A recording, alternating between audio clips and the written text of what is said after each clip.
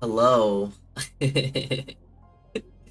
Ah, it's the stream of all time today. Hello, it's me, your local virtual baker, Salty Kichi, number one Homestuck fan that's a VTuber. I also got a friend with me today. Would you like to introduce thyself? Hello. Am I muted? Okay, there you go. No, you're there, you're Oh, there. Konjuan.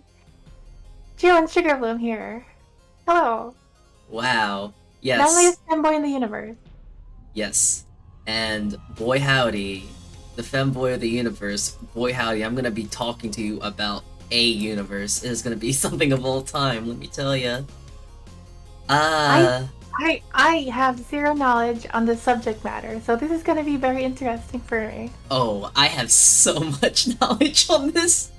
It's funny, because when I do I'm so excited. I know I'm just saying I'm so excited. Because the thing is, I think it's a low-key unspoken rule. You're not allowed to talk about Homestuck until it's 413. Any other day, it's illegal to talk about.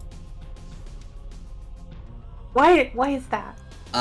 Because no one likes Homestuck. No one likes Homestuck. It's a weird love-hate relationship, you know? A lot of the people who like Homestuck hate Homestuck because the people who like Homestuck are incredibly annoying about it. Ironic love, exactly, simp. Oh, hi, Flavor Simp. It's not like something that's so bad it's good, or It's it different from that? okay. Let me try and think of a way to explain this. So, like, people really like Homestuck because the character's story and other things are relatively good and well thought out.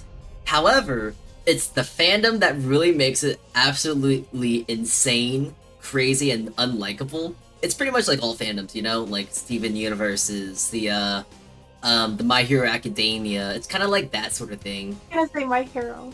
Yeah, except that The this is bronies. yeah, but essentially, it's like this is kind of a what is it? Since this is an indie project, you could say it's a lot more, I don't know, critical on itself. Flashbacks to Homestuck Tumblr era. Oh jeez. I think a lot of people did that though. No, Homestuck was a big thing on Yeah. Tumblr. Okay.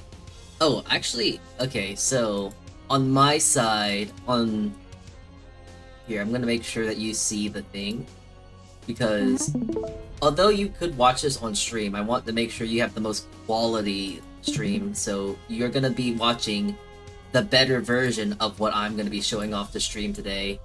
Okay. Alright, so we're gonna be talking about Homestuck today. And now since I actually have YouTube and I actually saved the VOD, I'm actually gonna be able to remember this stream. I did actually do a Homestuck stream last year as well, but I forgot what I talked about. On the same date? Yes, exactly same What day. is 413th anyway? What is 413? Okay, I guess you're gonna explain that to me. Yeah, I guess I should explain that first. That's probably the most important thing. So 413, okay, I don't have the Vsauce soundboard. So what is 413? I'm also just gonna, okay, 413. So 413 is the day when Homestuck was first made, so it was birthed.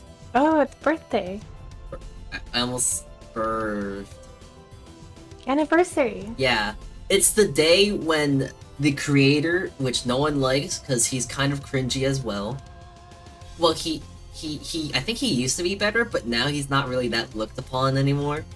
But yeah.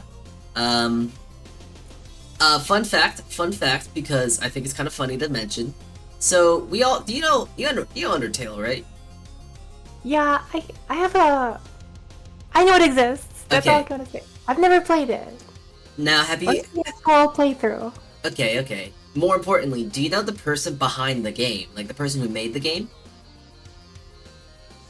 What's his name again? I know he did it all by himself. Toby Fox. Yeah. So you know what's very funny about Toby Fox? He actually, so I'm not sure if this part is true, but he was in the basement of Andrew Hussey's home, and he was helping him actually produce Homestuck. And the thing about what Undertale was to help fund the Homestuck game, I believe. Really? Yeah. Wait, yeah. so what's the name of the guy again? The guy who made Homestuck? Andrew Hussey. That's him, okay. Yes. Now the thing about Homestuck, not Homestuck. The thing about how they're related, Undertale and Homestuck.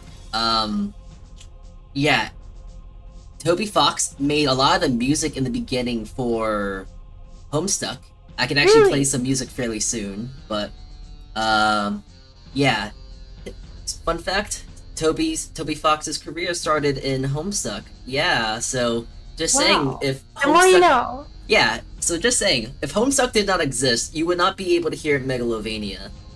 Huh. Actually, even a deeper dive. Something good came out of Homestuck. I mean, as cringe as it is, something good came out of it. Yeah. Another fun thing, because I just got reminded about that. Lining. What is it? Oh, so Megalovania, that actually came from Homestuck. The song itself, the most popular Undertale song? Yeah. Here, wait, let me actually play the actual version, the Homestuck Megalovania. So hopefully they don't copyright strike Undertale music, do they? No, I don't think so. I don't know. But here, I'm gonna play it right now. This was. So I'm not sure if anyone does know about like the whole Megalovania, I guess, history. This is actually the second interpretation of Megalovania. The first interpretation of Megalovania was actually made from a ROM hack of Earthbound. I think Toby Fox made that. So that's where Megalovania first originated from. Then it went to Homestuck version, and now it's the version that we all know of today of Undertale. Hi there, Eldritch, by the way. What is Earthbound? You don't know what Earthbound is? No. Okay, so Earthbound is, okay, so do you know Ness? Like from Smash? Who's Ness? I don't know. Do you know Super Smash Bros. At all? Yeah, I know Super Smash Bros. Do you know the one character that goes PK Fire? I don't know what PK Fire is. Do you know the one that everyone hates because they say PK Fire? I don't know what that is. I'm a jungle boy. I come from the jungle. But you know DC though. They've got DC comics in the jungle. Okay, I guess you win. Hold on, let me see. Ness. Do you not know this annoying character of a human being that I'm gonna show on screen? Oh, there he is. He looks familiar, but this I guy, don't know who he is. Is he from a video game? Yeah, this guy. He's actually like Sans Undertale. Apparently, game theory says that this guy is Sans Undertale. Yeah, so he's from a game called Earthbound that only was in Japan. I believe it never was ported to English. I think, I'm not really sure. But so Megalovania is actually Ness Undertale's original background music theme, and then it turned into hold on, let me sampled it or what? What's up? He sampled the music to create Megalovania? Yeah, here I'm actually getting the what is it? I'm bringing the evolution of characters. Okay. So we have Megalovania here, then we have the second Megalovania to ever exist, which is this Megalovania. It's a character of all time. She is, I'm gonna explain what she is, but her name is Vriska Circuit. Is that from Undertale or this is okay, so this is this is from Homestuck. Okay. So that's what you've got on your head. I thought those are like candy corn. Yeah, so these are actually horns. Why are they candy corn? I do not know, but it's like that. Yeah. So Undertale went from Megalovania actually went from Mr. Ness Undertale Sans to Vriska Circuit Spider Person Troll Girl. And then now it's the Undertale that we all know, the Megalovania we all know, being the funny skeleton man. And that is the history of Megalovania. Uh-huh. Wow. Hi Temp, hi Temp. Oh my god. Hi Temp. Oh wow, it's you. Hi. Vritzka hate! Yeah, no one liked Vritzka. So, are you playing the music? Because I can't hear anything. Oh yeah, I'm playing music. I gotta probably turn it up higher. Alright lads, how is the audio BGM by the way? I have like several tabs. Nothing on my side. You can? Maybe should I play the stream? Oh there. Oh, hold on, wait. So I actually gotta get some bread real quick. I've been baking bread this entire time. I hope you still hear me.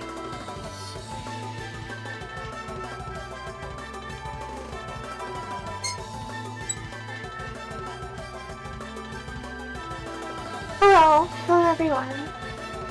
This is my stream now. Just kidding.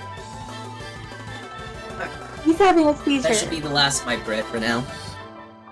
Hey, okay. So, this is now a good transition now. Because, oh wow, we're talking about all these characters. Sans Undertale, but alive, and now, the one that no one likes. Vriska. Hi Bush. Hello, Bush.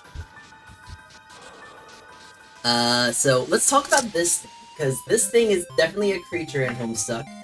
Not a lot of people like this, not like this one in particular, but, hold on, I actually have a few pictures of this. These are also kind of the same species as this thing. They, okay, so... horns. Yeah, they all have, like, different and unique shaped horns. Like, this one has 4, this one has 1 and then another spiky thing, like a fish hook, and then pointy. Yeah, like a hook. Yeah. So... how this is, there is, in Homestuck there is humans, obviously, and then there's like an alien sort of kind of thing, species called trolls. Trolls? As in the troll? Not like trolls in like Fantasyland, but more or less like they're trolls or like online internet trolls. The trolls have their own race. The internet trolls have their own race. Yes, because in when they were first introduced into the webcomic, they were shown to actually like pester, annoy, essentially be online trolls to the main 4 humans. Because, oh, by the way, the Homestuck trolls are pretty much the most iconic thing of Homestuck, but the humans, they do exist, but they're overthrown by trolls, because everyone likes the trolls a lot more, too. Wait, is this some kind of meta thing? Or no? I mean, do they represent the people trolling Homestuck, or no? So, no, but also you're not too far off the beating path when it comes to Homestuck and stuff, because if there's something that Homestuck is, it's very, very, very meta. Extremely meta. Like, break the fourth wall kind of stuff meta. But, it's so meta that is pretty much what the second version of Homestuck Squared, which is the sequel of Homestuck Original. Squared. Yes, Homestuck Squared. But the thing about Homestuck Squared, and why a lot of people not like it, is that they really go too hard with the meta sort of such. So it kind of makes people really like Homestuck Squared so much, because the thing about Homestuck 1, the first Homestuck Prime, is that it's a lot less subtle. It's a lot more subtle, and it's a little bit more easier to comprehend in that sense, in that regard. Yeah, too much meta is... Yeah. It's brain wonkery. Exactly. It makes it very, very meta. Like, in the Homestuck Squared, the sequel... Okay, I'm just gonna say the sequel and the original.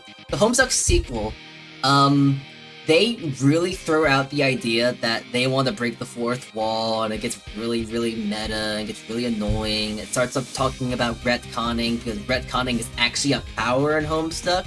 Like, you know, the idea of retconning? No, that's actually an in-universe ability that one of the characters have the ability to actually use.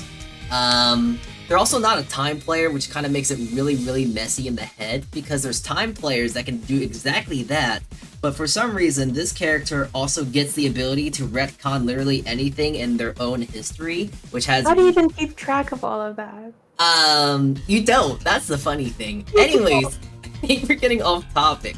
Trolls! Oh my god! Trolls! They're definitely a thing of all time. You see anything that's very important about them that's like, you know... They've got symbols on their shirts? Yes. Good. I'm trying to get... I'm not familiar with the zodiac. I only see Pisces. I don't know the others. Yeah, there's Gemini. Actually, good thing that you noticed that. Good notation. The main 12 Homestuck trolls are actually based off the zodiacs. I don't remember the exact I don't remember the reason to that. I think it's just because it's getting to I'm trying to really just claw into the memories here. Yeah, no. I'm just showing you the whole race of trolls, because these are also just the general race of trolls. Is this like the official art? Or... Yes, this is official. This is from the not fan game. This is from the officially licensed game of Homestuck called Hive Swap, and it's kind of a point-and-click adventure. It's cool. It's a fairly fun game, actually. I played it, but okay, so I guess let's first talk about Homestuck. Let's talk about their social structure. You know, the easiest thing to talk about, right?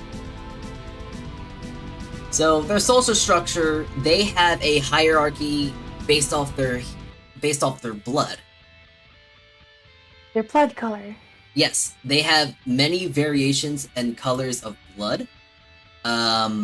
So as you can see, there are 12 colors of blood. There is, you know, rust, which is red, bronze, orange, gold, yellow, lime, olive, jade, etc., etc. I believe you can read it, yes? Different flavors. Yes, different flavors of color. General rule of thumb, I gotta get my pen here. These colors right here, no. These colors right here are low classed, technically, while these bloods right here are the higher class, while these bloods right here are actually royal class. Oh wait, these bloods are royal class. So like, think of it like, in our world, this is kind of all the workers. These people are kind of the rich people, and then these people are the rich people that are also billionaires. Yeah. Also, funny thing, these two specifically are ocean trolls. Ocean trolls? So yeah, they're sea dwellers is what they're really called. Wait, aren't they aliens? Or what? Yeah, they're aliens, Where are they from? What's up? What planet are they from? Oh yeah, so they're actually from a planet called Alternia. Alternia? Yeah, it's called Alternia. I'm thinking of Befores, which is a different set of trolls. But Homestuck trolls. Let me get the main cast of trolls real quick. It's Alternia. Yeah, okay. So they're from a planet called Alternia. I'm trying to find like the most basic pictures of them, like their main sprites. But I can't find them. There's better art of them, and it's like, no, I'm trying to get the most basic art of them. Okay, got it, found it. Alright, so these are the main trolls in the story that everyone really follows. So there's Iridium. I'm gonna butcher these, it's been so long. Iridia Magagio, Tavris Nitrim, Solux Captor, Carcat Vantis, Nepeta Legion, Kanaya, Mariam, Teresi Pyro, Viscous Circuit, which we already touched on, Equius Zahak, Gamzee Makara, Aridin, Empora, and Fefri Pixies. As you can see, these two, which have these two bloods right here, Violet and Fuchsia, they have fins. They live under the water. So they're sea dwellers. While everyone else here, from purple down, are land dwellers. Oh. Oh yeah. Aridin's an incel. That is something that's very important to mention. Arrogant is an incel. Yes. Before incels were a thing. Well, I'm talking in the sense of like their character personality. I guess I should talk about that too. No, not yet. Number 2 is just Martin spelled backwards. Huh? Felix, Tavros, Nitro? That's just Martin spelled backwards. Martin. Oh, yeah, I guess I'd never noticed that. Neat. Oh, wait. They have very interesting names. Wait a minute. There's that other Lolime. It's the third Lolime in chat apparently. Hello there. Hello. True slut lad. Oh yeah. Okay. I keep getting. So that's what this. You know, getting tangent. That seems like a very Homestuck thing. Yeah. Getting like mind broken from Homestuck is very, very common. There's so much to go over. Arsenic catnip. Yeah. That's his blood flavor? Blood flavor? Who? Nepeta. She's olive, I believe. Arsenic catnip. Yeah, she's an olive. What does arsenic catnip mean?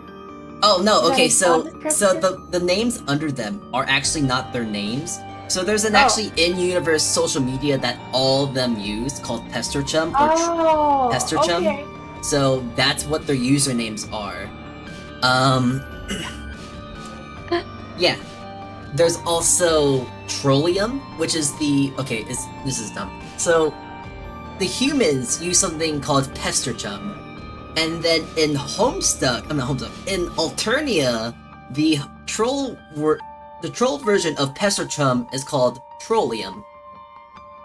By the way, to mention about just or something? What's up? Is that an energy source or something? No, that's their that's a social media platform of Pesterchum. Oh, their social media platform. Okay. If there's something that I also should explain about trolls is that there is a lot of things in, I guess, troll culture to where it's like you can just literally say it's troll Christmas or troll Santa or troll Jesus, because there's a lot of things like when we talk about the Sufferer is basically troll Jesus. Then there's a holiday in Homestuck that's for trolls that is essentially troll Christmas, and then there's something called New Sweep's Eve, which is essentially troll New Year's Eve. And then there's I think that's it, really. That's all I can think of. This gets really complicated, so I'm not trying to touch on that. I'm trying to be very brief on the basic stuff. Centaur's Testicle. Look at their names. Who? Centaur's Testicle. Equius the Hawk? Oh, yeah, so, okay. Terminally capricious. Yeah, Carcinogeneticist. Yeah, there's they have some These are interesting the names. edgelords of Trollium, I guess. No, they're all kind of edgy in a way. I don't know who the most edgy is. I can definitely tell you who's the most toxic, and that's Carcat. He's a funny lad. But, let me just briefly talk about... Equius is my favorite racist? Oh yeah, that's right, he is racist! How are they racist? Actually... They're racist towards humans? Actually, the thing is, all the trolls are kind of racist in some sense, because in troll culture, if you are on the lower set of the caste, which is talking about the hemospectrum, which is talking about their blood color, the lower you are on the spectrum, the more of a minority you are. So it's like, you know, in real life, except instead of skin color, it's blood color. It's very strange. Oh. So, it's funny though, because this one is probably the least racist, and they're on the highest part of the spectrum, while this one is also the most racist, but they're second to the spectrum. And also, this one also complains because this one right here complains about how this one isn't complaining about all the spectrum. In fact, the thing about what this character do, Pfeffery, she's actually trying to make a revolution to make it, not revolution, she's trying to make it so like all these other trolls can be more cohesive and more friendly with each other. But what is it? Oh yeah, Pfeffery is like also, since she is a fuchsia blood, and fuchsia bloods are extremely rare to come by in the whole blood cast, they are the most rare blood type. She is the ruler of Alternia, I believe. Well, not the ruler, because that's actually the Empress, which is not on Alternia. She's actually conquering universes and planets, but we don't get into that yet. All you need to know that this one is pretty much the most important one in the blood cast. Okay. It gives a whole new meaning to being on the spectrum. Yes, the hemo spectrum. But yeah, let's actually talk about the trolls real quick. That's an interesting way of putting a race. Huh? Color of blood instead of color of your skin. Yes, that's pretty much. That's actually very smart. Oh, and the fun thing... Universe building. Yes. This universe is actually very in-depth, so yeah. If you're low on the spectrum, you're physically weaker, but tend to have more powerful psychic powers. Thank you! I was actually about to get into that. Because, talking about the lower caste, even though that they are, lower in some sense, they actually have a lot more psychic ability. Aradia, the 4 right here, minus this one, because he's we'll get to him in a moment, but these 3 right here have inept psychic abilities. Solix has the ability to shoot lasers out of his eyes. Tavros and Aradia can levitate stuff with telepathy. Yeah. They have some amazing psychic abilities, but with the majority of these trolls on the spectrum, they don't, minus this one. I don't remember how, I don't remember why, but she has some psychic ability as well. I just don't remember how. But do they are they similar to humans? Are they stronger than humans, or how are they humans? Are stronger than humans because on Alternia, oh geez, let's talk about troll biology now. So trolls, when they first, let's start from the beginning when it comes to making trolls. So when 2 trolls love each other very, very much, they actually don't do the do. Actually, no, they do the do. Wait, we gotta talk about relationships. You do the do. Okay, wait, we gotta talk about doing. What's up? Lots of doing. Yeah, wait, look, hold on, let me get the relationship chart. We're gonna talk about the relationship chart, and then we're gonna talk about troll biology, and then we're gonna talk about trolls. We're gonna start from the ground up. There is a relationship chart. Yeah. Is this an official thing? Yes, this is actually official. So official, there's a wiki how. There's a wiki how. Yes.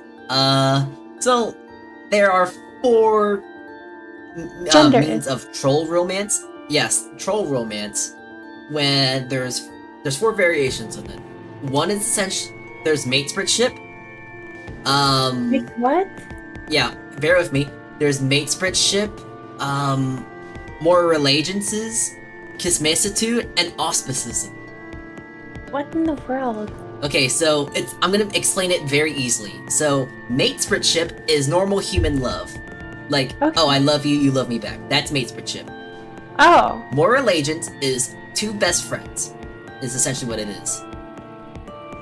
Because in Alternia, not many trolls actually like each other. It's a dog-eat-dog world in Alternia. So much so that, like, being a painter and an artist in Homestuck, in Alternia, is actually not a war crime, but it's like, you're a murderer. Because there's no way to actually get paint in Alternia. You actually have to go kill grubs. I'll explain the grubs in a moment. You gotta kill grubs to get their blood, to use their blood color as paint. Yes. Kismesitude. Kismesitude is you hate someone so much that you love them. It's love-hate, essentially. Okay. And then auspicism, which is the black clover. That is essentially, 2 people want to kill each other, but then there's one character that doesn't want to kill them.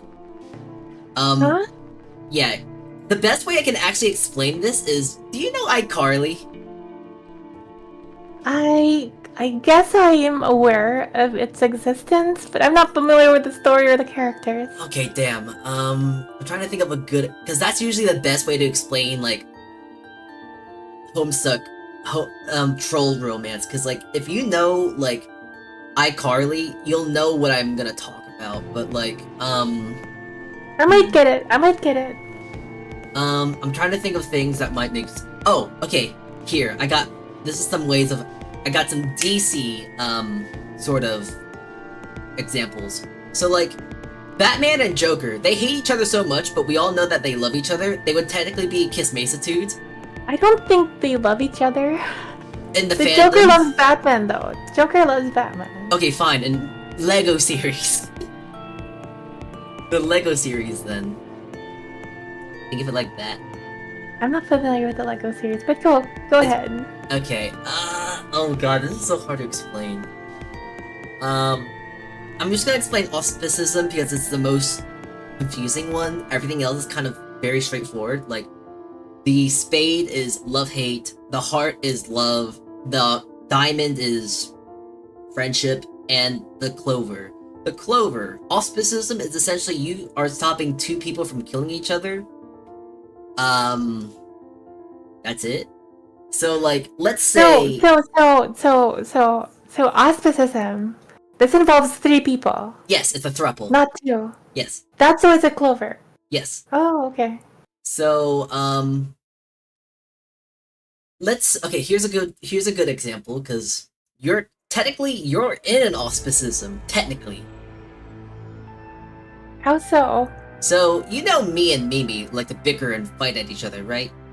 Uh-huh. Technically, you're the mitigating factor that makes us not kill each other. So technically... I don't really do that. Well, I'm exaggerating. Probably Abby. Okay, that would be Abby then. Abby is the one to stop me from killing... What's-her-face? P. Okay. Caro Mimi. So... Okay. So technically, the 3 of us, in that sense, are in an auspice relationship. And it's Abby's job to make sure that we don't kill each other. And that can lead to reproduction? No. So, it's like friendship, in a sense. It's... Okay, I thought these were like ways of reproducing. Oh, no. Okay, so to explain that for a moment, these right here are like friendships. These are like friendships and good relationships, like platonic relationships. While these are more intimate, that require more intimate things, we'll say. Mm-hmm. Now we can actually get on to reproduction, and also to explain why the bucket is the most terrifying thing in Homestuck. Okay. So in Homestuck, there's an alternia. Trolls can't reproduce by biological means. Mm-hmm. So there are drones in the series. Let me get a picture of the drones. Okay, I'm not sure if I like where this is going, but go ahead. They are the Imperial drones, to where they will...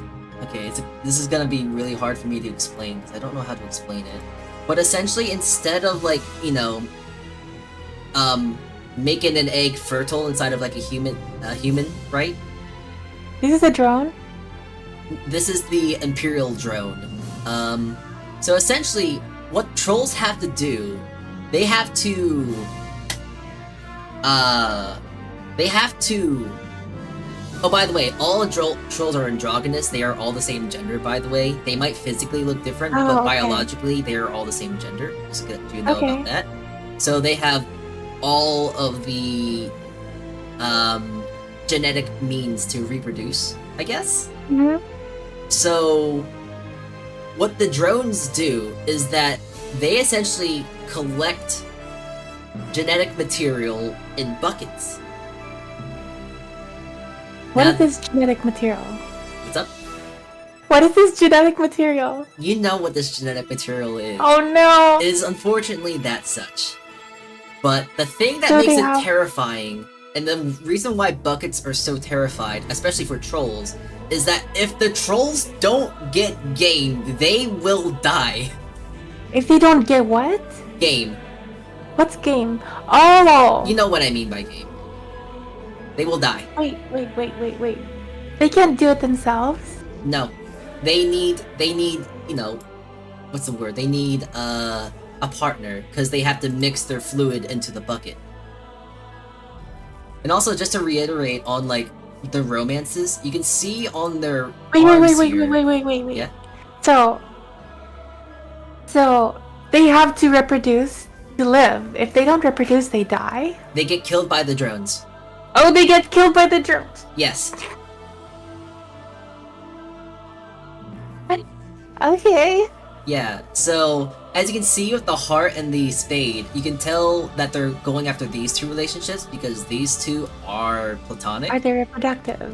Yes. These two are basically the ones that will do stuff to get things. Although I don't actually really know if they actually do the thing. I actually don't know how it really works. I digress.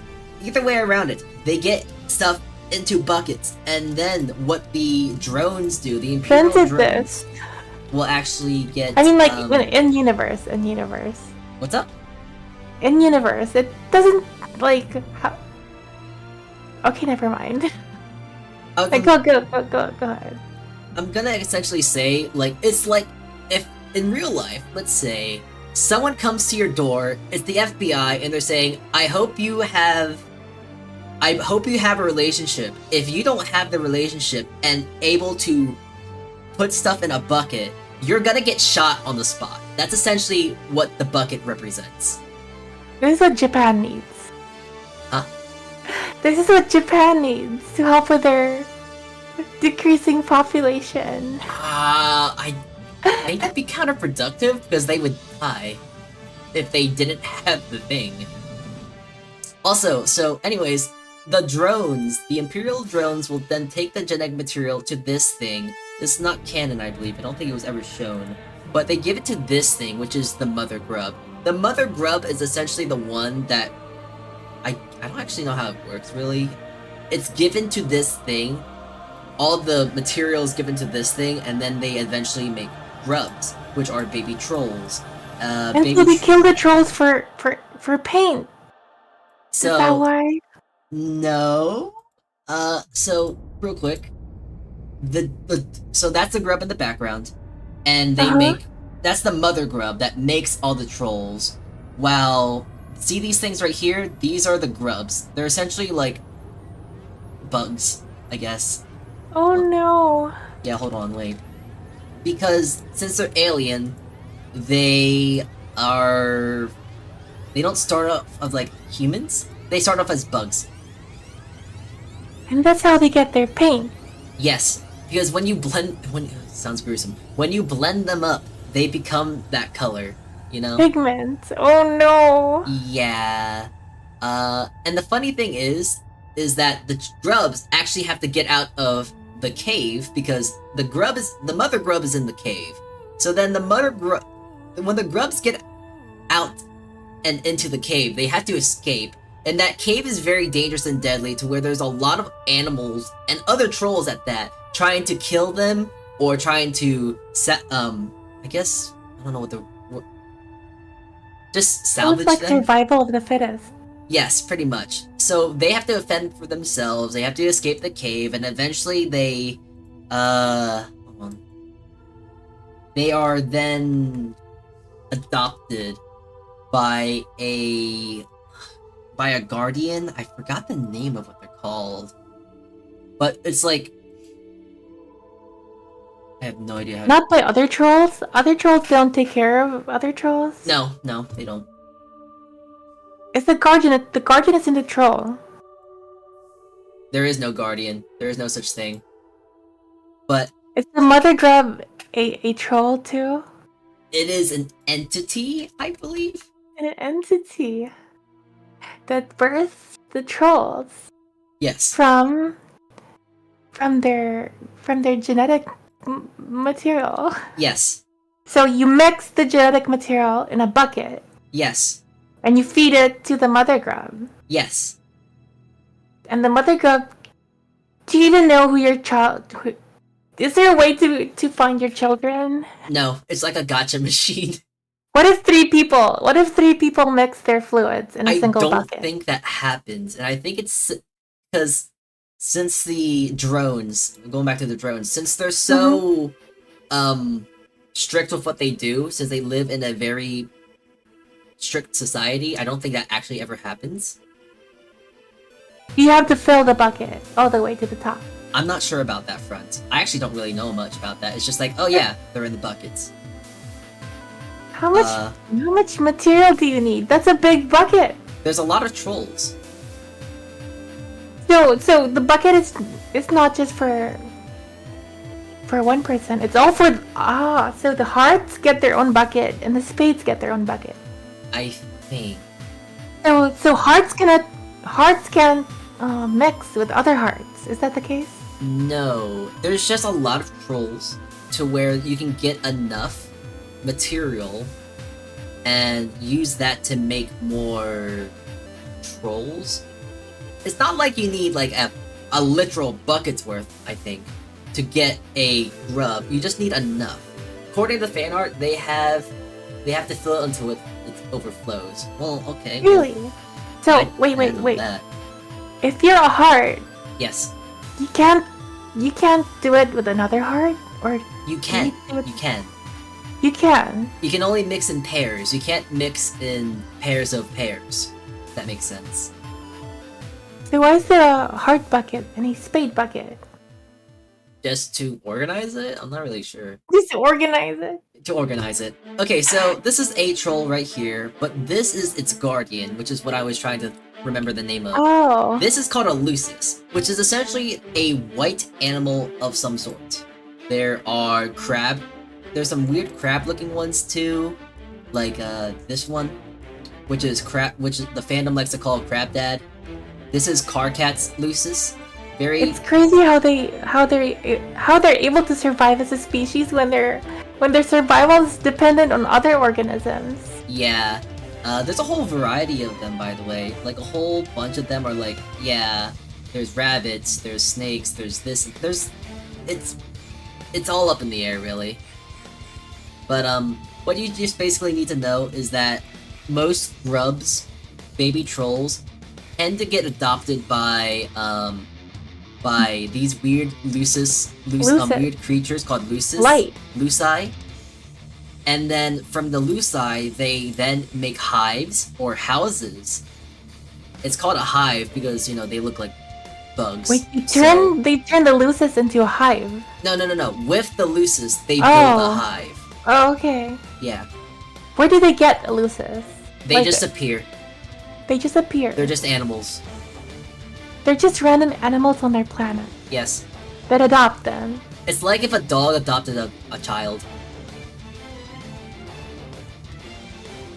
I still can't get my head around this bucket thing, but let's...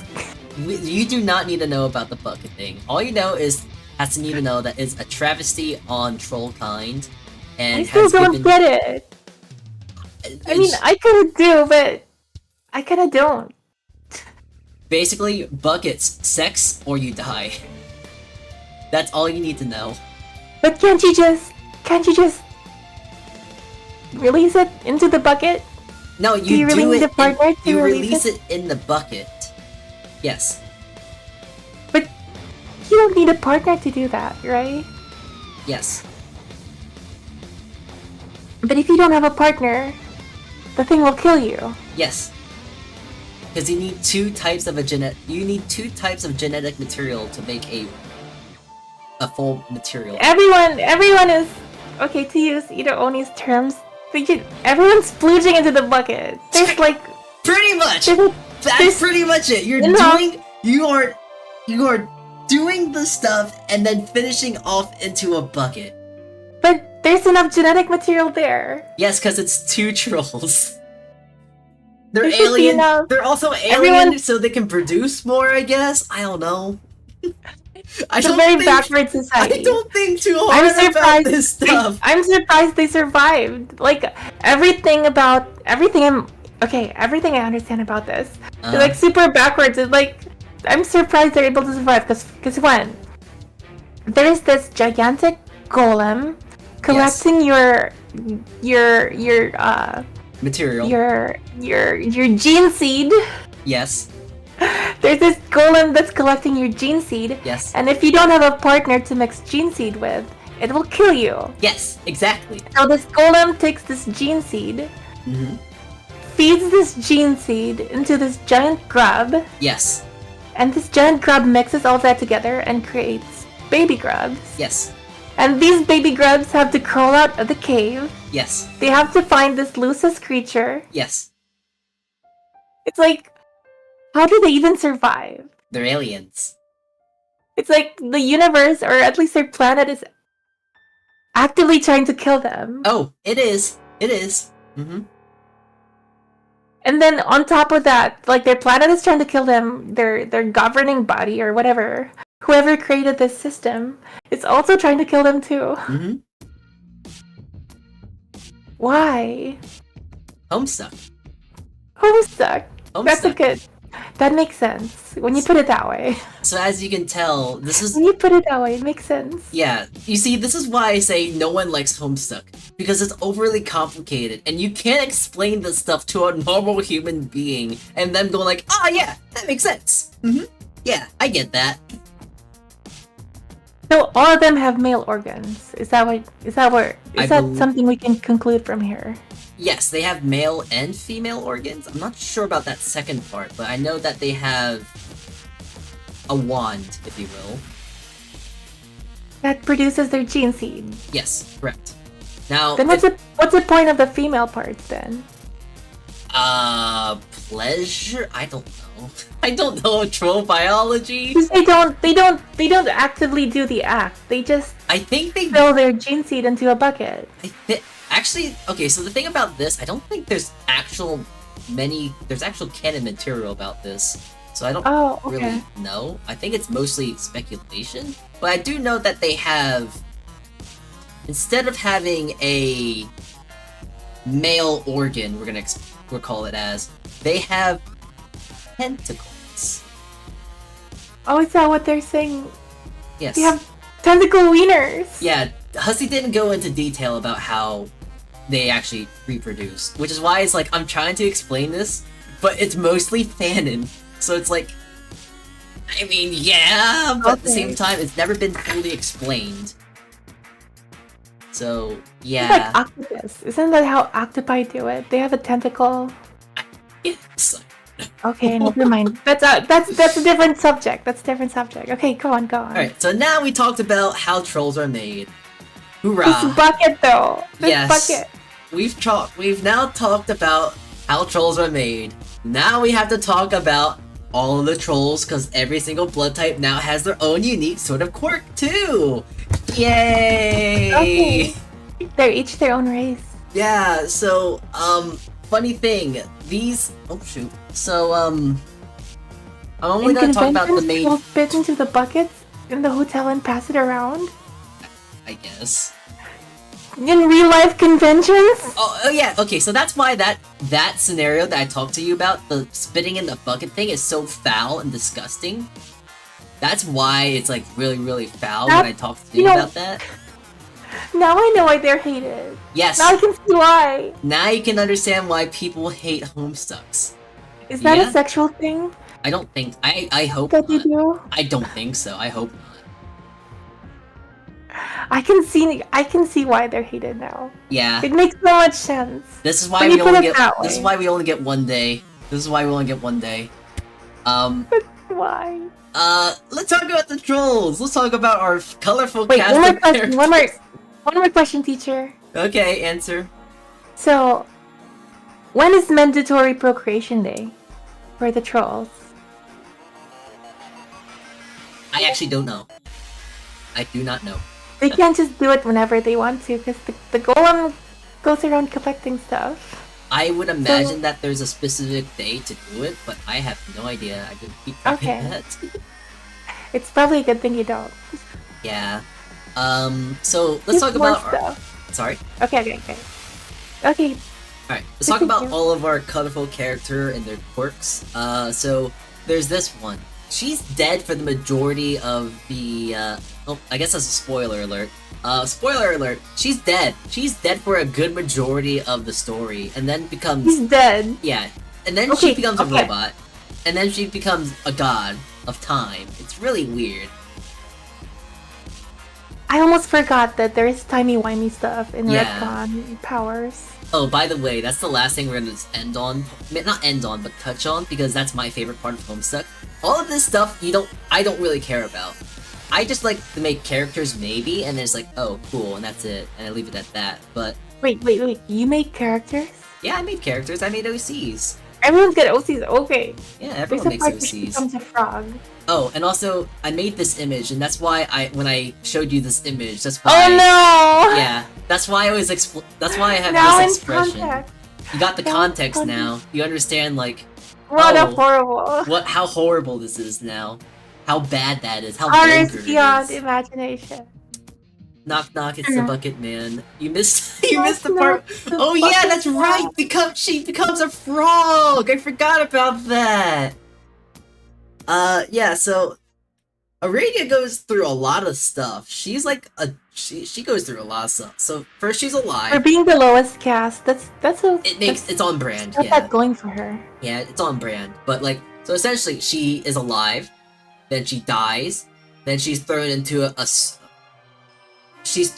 ghost and turned into a half ghost, half frog. Then she turns into a robot. Then the robot explodes, and then she dies again, and then turns into a time god. What?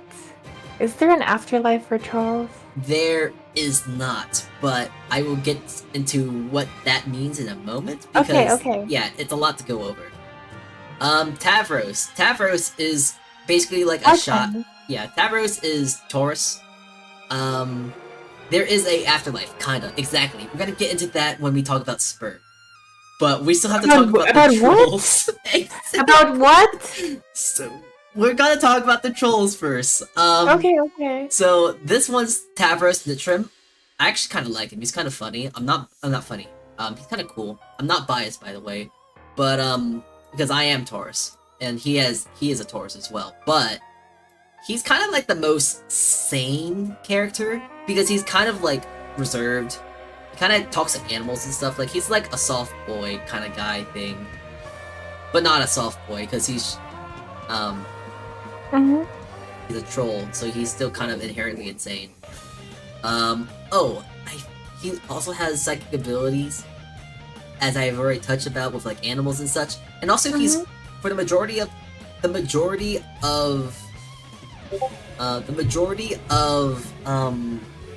story, he is crippled because this character right here, why I'll tell you one of the many reasons why apparently. Yeah, one of the many reasons why people don't like this character is that she broke his legs. And not only that, but his legs are gray. Yeah, grayed out. Yeah, they're robotic. Oh. He's actually in a wheelchair. They have hands. Yeah, he's actually in a wheelchair when he's first introduced. But they do have hands, right? It's just the way they're drawn. Yeah. Oh yeah, everyone picks on Tavros. Everyone picks on this guy. And it kind of feels bad. Yeah, a lot of stuff happens to him. He's made fun of, he's crippled, his legs are broken, and when he gets confidence, which is kind of I believe his character arc of like he's trying to get confidence, he gets killed when he gets confidence. Oh. Oh, he does look a little smug. His expression. Nah, he's not smug, he's actually kind of cool. I mean, the expression he has on his face. I mean, it's like saying I'm smug, but I don't kill people. No. He kills people? No. I mean, okay. I think they all inherently kill to some extent. It's weird because it's a dog-eat-dog world in Alternia. So the trolls are the main characters, or are they humans? What's up? Are the trolls the main characters in the story, or are there humans too? There are humans, but we're gonna get into that when we talk about Spurt. Okay. We're just talking about trolls because they are probably the most common and most complicated. Oh, and okay, so now that we talked about these two, their blood types, the Rust and the Bronze, are technically workers. Oh shoot, I gotta talk about that. I forgot about that. So, this is gonna make all of this bucket stuff really, really messed up. Even better. Yeah, it gets deep. This is gonna turn into like some sort of YouTuber apology video, like messed up. But like, All these trolls, by the way, are like, they're technically kids, I think, because they actually go by a different age. They go by sweeps. I believe sweeps equal 3 years in human years. Oh. So, like, I believe a radius like 7 sweeps. So that means they're like, no, actually, no, it's 7 sweeps. Hold on, let me see how old he is. I actually am too lazy to look it up. Anyways, wow, they're not really that old to begin with. They're like 3 sweeps or so, which means they're like 9? Okay, that don't sound right. No. They're essentially as much as I know, they are essentially 13 years old. But the thing is that on Alternia, there is no adults on Alternia, because in the history of Alternia, a lot of the adults tried to actually revolt against the hierarchy, which is like the higher caste of blood, these 3. But since they revolted and almost won, I think, the Empress, which is the true ruler of Alternia, actually now put all the adults of the trolls into her war efforts to conquer the universe. Oh. These two are basically these 2 blood types are gonna essentially be your basics. As I hate saying this stuff, it sounds really messed up if you don't know the contents. But like, they are essentially the basic slave labor. Okay. But we get into this one right here, and it's a little different. Once more, don't worry about Karkat right now. We'll talk about him in a second. But this one, the yellow bloods, or the mustard bloods, the gold bloods, whatever you want to say, they are essentially inherently very psychically powerful, and they're essentially used as living batteries for ships, for the ships of the Empress. Then why don't they just revolt if they're so? Sorry, because the Empress is extreme. Okay, so the Empress, I believe, is empowered by an entity called Lord English, and Lord English is pretty much everywhere and anywhere at the same exact time. He's omnipresent, omnipotent, and invulnerable. So basically, God. Essentially, but essentially, these guys are used as living batteries for the war efforts. The psychic if the Empress is all-powerful, why doesn't she just do it herself? Because that's too much work, and she's a queen. Like, she don't care about that stuff. She only wants to do stuff the easy way, I guess. No. The Empress has every psychic power plus immortality. There you go. Oh yeah, that's right. She has the Ring of Skya. That's right. The Skyan Ring. Yeah. Forgot about that. Yeah, the Empress is immortal, essentially. No, there's the Grub Mother. That's not the Empress. That is the Mother Grub. We are talking about the Empress, which is actually the ancestor to this pink one right here. How many Mother Grubs are there? 1. There's only 1. 1. Okay. Yep. So the Mother Grub is immortal. No, they're just very hot. They're very protected from the Imperial drones. Essentially, it's like trying to storm Area 51, except Area 51 is actually a living entity that makes people. Mm. And then we get to this guy right here, Karkat. He is actually a mutant. He's actually a part of the he is actually a part of this cast, the Lime Bloods. The Lime Bloods have been hunted to extinction, so they don't actually exist. Lime's truly the most oppressed. Yes. Truly the most oppressed and racist. Limes. They were actually like very psychically powerful, more so than the Golds, I believe. And Karkat's ancestor, the Sufferer, or if you want to make it easier to understand, Troll Jesus, actually unified a whole bunch of the lower bloods to actually overthrow the higher bloods. And yeah, he's actually a lime blood, but he's actually a red blood. Like, red blood as in your color, my color blood. Well, I assume you're... Human blood. Yeah, human blood. He's actually the reason why... Okay. He's actually the reason why in the Homestuck universe, humans are that blood color. What? Yeah, we'll get to Is that. it some kind of retcon thing? Time travel? No, it's actually the story. Karkat is a dirty mutant with candy blood. That is true. Yeah. He's a mutant of a lot of the Lyme gene that has candy red blood, which makes him actually lower on the spectrum. He's actually under Aradia, technically.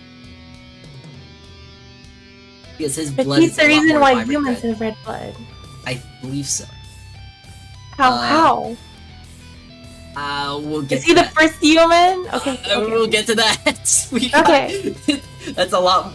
That's Spurb stuff. So then we have What? Nepeta. She's the olive blood.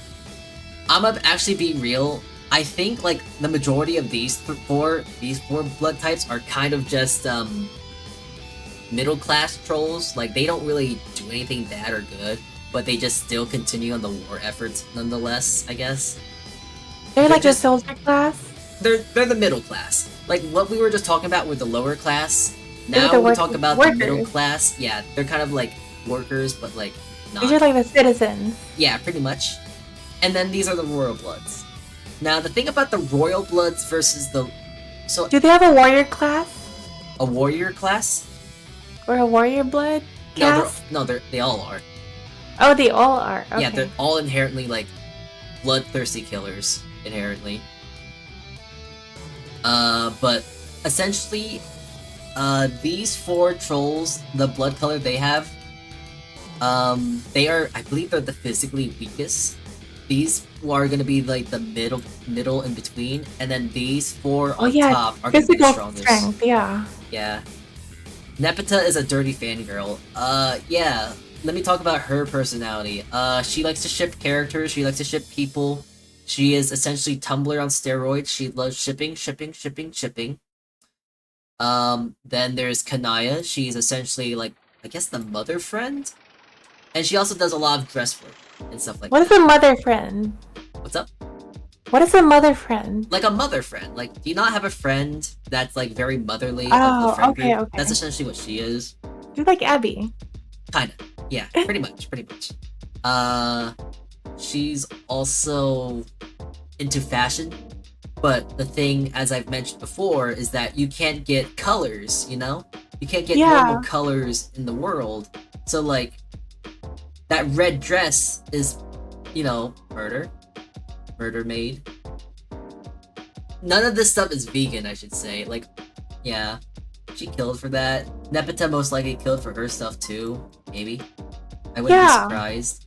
But then, like, then to get black, you have to mix everything together. yeah. I actually don't know why everything's black. I don't remember that. I don't remember those itty-gritty, nitty-gritty details, but I know that like black is like a placeholder color. You know? Okay. But oh yeah, she has a chainsaw. She has a chainsaw. Yeah, she has a chainsaw. Well, I guess you need that to collect the Blood. colors. Yeah, it's a good means to get it.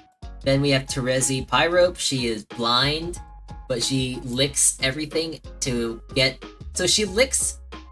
It's weird.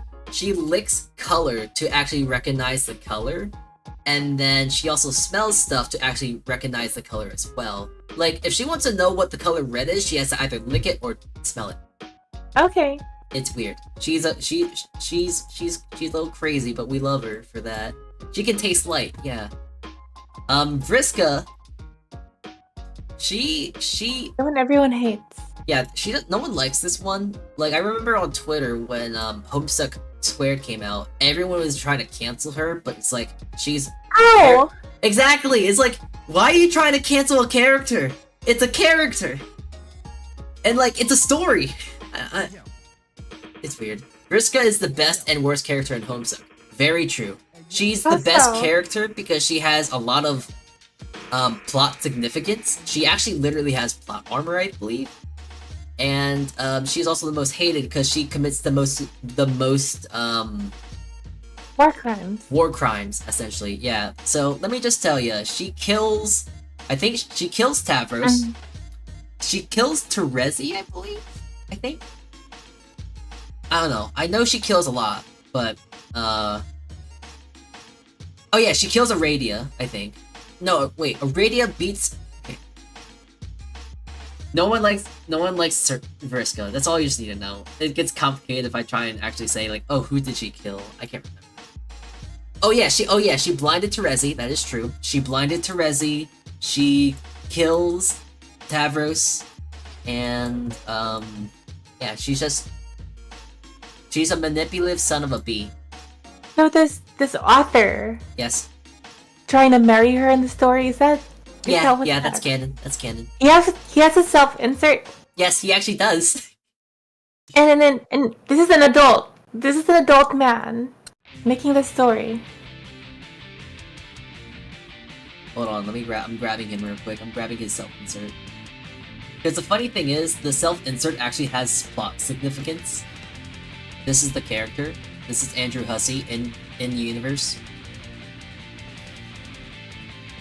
And he's a grown-up man. Yes. And he married. Well, he doesn't. He doesn't marry in canon, but he wants to marry. I know, like, in the story... Wait. Huh? It's really, really complicated, because in story, he wants to marry them, but also at the same time, he loves them out of story. It's weird. It's like, he really loves his character. This guy... Oh yeah, that's right! Vriska also inherently, like... So Vriska actually, like, does some mind control nonsense with Solix to kill Aradia, and the thing about that makes it so messed up is that they're both in a mate-split ship. They are in a loving relationship, so, like, they love each other and such. Who are again? Human love. I mean, who? Aradia and Solix. These two. So they are in a relationship. Guy. Yeah, they're like relationship goals, but then essentially she mind controls this guy to kill her. Kill her? Yes. So in that sense, she basically makes Terezi blind. She kills Tavros and also kills Aradia. No wonder everyone hates her. Yeah, she does worse things, I think, but I can't remember them. She has the fanciest horns too. I guess that's why the author gave her those fancy horns. He likes her? Yeah, it's weird. Yeah, Temp is actually giving insight. He showers her with horses, but Vriska is pretty pissed about it. Oh, it's just a meta joke because the fandom said that Hussey was way too fixated on Vriska, so he just played up that he loved her. It gets okay. Something that I should also mention that the Homestuck does get actually really meta. It gets extremely meta, as you can probably tell. Mm-hmm. Yeah. Also, someone said in chat, I think it was the third low line. I can't remember what to call them. These guys right here, they're like actually the best, cutest couple. I'm just talking about them because I'm talking about Equius next. Equius is a very sweaty, strong boy. Extremely sweaty, extremely strong, and he's also a simp to all the higher bloods, essentially. And he's racist to all the low bloods except for Nepeta. They love each other, and it's so cute, actually. Oh. Yeah, they're best friends, for real. Vriska also has a red flag character to cosplay as. Multiple cosplayers did horrible stuff. Oh, well, yeah, I didn't know about that. Really? The best part about Vriska is that... over to real life. It's so meta. It's very meta. It's very meta. It's extremely meta. The best part about Vriska is that all this messed up stuff she does is what she does to her friends. That is a good point. Not only does it make it messed up that she used him to kill her, but like she's also like all their friends with them. Yeah, friends in some sense. What in the world? That's so messed up. Yeah. But yeah, Equius. He's sweaty. He's very, very sweaty, and he's like smart and breaks everything because he's so strong. He's funny. I like him. Is that why his horn's broken? And his glasses. Alright. Breaks everything. Yeah. So I'm gonna actually intentionally skip this guy real quick, because this guy is complicated. Very complicated. So we're gonna skip him for a moment. Okay. Just because I like talking about this one. This guy's kind of funny. Aridin. He is an incel. He is an incel and a white knight. And a privileged son of a gun. That is essentially what he is. Where are you? Yes, he is privileged. He is a white knight in a sense. He is, thinks he deserves the world, blah blah blah. He's an incel. He wants to get in a relationship with her. I think even with her at some point, and her. And I believe basically all the female looking ones, yeah. All the female looking ones. Yeah. They're all androgynous. Okay. Yep. No men, only females. He is a hipster incel, beta male, and my favorite character. I mean, he is kind of fun because of how dumb he is. Oh, and Fefri. I actually like Fefri. She's simple, she's kind of funny, cute, and like, yeah. Kind of normal, but also insane. We love it. She's also wearing everyone's blood on her. Yeah. Aren't her shoes fuchsia? Yes. She's had to kill a fuchsia grub. Probably. Or she could have used her own blood. I guess you can do that. Oh, another thing to mention. I just remembered this. So these trolls right here have like a normal human lifespan. Then these have like a longer lifespan. And then these four down here have the longest lifespan. Okay. Yeah. He also tries stuff with Karkat. Okay, he did. Yeah. Oh wait, yeah, he does pretty much go with everyone. Because I remember that with Solix, he tried to be a Kiss Maces with him. Love-hate. And then he did do something with Karkat, but I don't remember that too much. Equius, I'm not really sure. I think he's freaked out because he's sweaty and strong. Oh, and he is actually a huge simp, I believe, for Gamzee. Which is actually a good segue to talk about this clown freak. Okay. Oh my god, let's talk about Gamzee Makara. So Gamzee Makara has a lot of plot significance, and boy howdy, he is definitely the character of all time.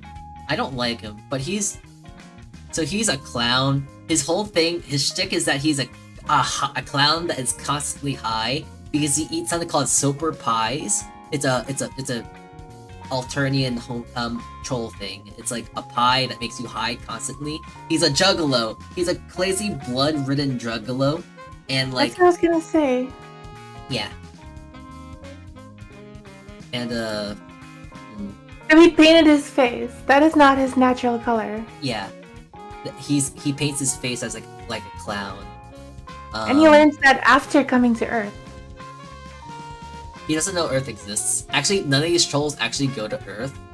None of them go to Earth, but they're a juggalo? It's weird, because there's... Okay, this is gonna sound stupid, but there's troll juggalos. So, with that, he have their own juggalos and all whatever, Alternia. Yeah, oh, yeah, he's part of a clown cult, that too. Is Gamzee more of a stoner or a junkie? I'd say both, honestly. Like a stoner, and the thing about it is that he's like, if he becomes sober, he will actually try to kill people. Like he's a stoner. Yeah, he's a stoner. So it's good that he's stoned. Oh yeah. He chokes out by asphyxiation Equius. He kills Nepeta by breaking her hands and wrists. And then kills her. Yeah, he must be very strong. Oh yeah, he's very strong. Wait, overpower Equius? I believe he's the most physically strong. Oh. Yeah, I believe he is. The juggalo powers. Yeah. He's a whole mess of things. Like, he has a lot of plot relevance. He has it's complicated. All that you need to know is that this guy he is insane. All of them sound insane. They're all insane. Who is the least insane in this list here? This one. That guy. Actually, the dude who looks like he's stoned. Actually, I retract my statement. These two are no, actually, she talks about death like it's a fetish. This one's the most sane. This one's probably the most sane. Is that why he's your favorite? Yeah. Yeah. He's also got the most human-sounding name, Martin. Yeah. When he is high, he's also a bro. Yeah, Gamzee is basically the biggest bro when he's high, but when he's sober, he will become a crazed clown murderer. Okay! Any questions, comments, and concerns when we talk about the high, then. What's up? It's a good thing he's always high. Yeah. Questions, comments, concerns. That is all the trolls. We have finished the troll unit. So these are not all the characters. These are just the These are the troll. This is the troll cast. Yes. Okay.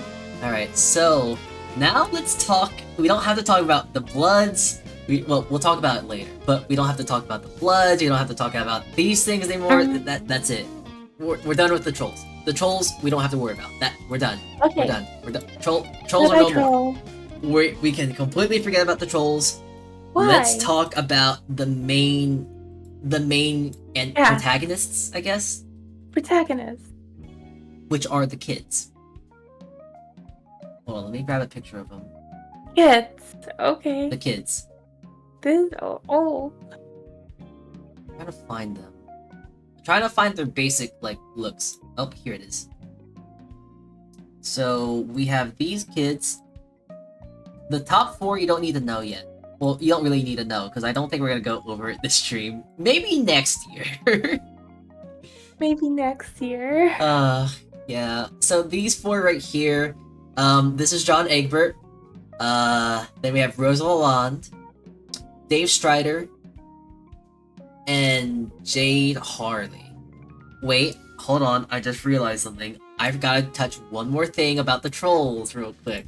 Cause it's naming schema! They actually have a template of how they need to be named. If you don't notice about how they were all named and such, they all had a very specific way they were being named, as you can tell.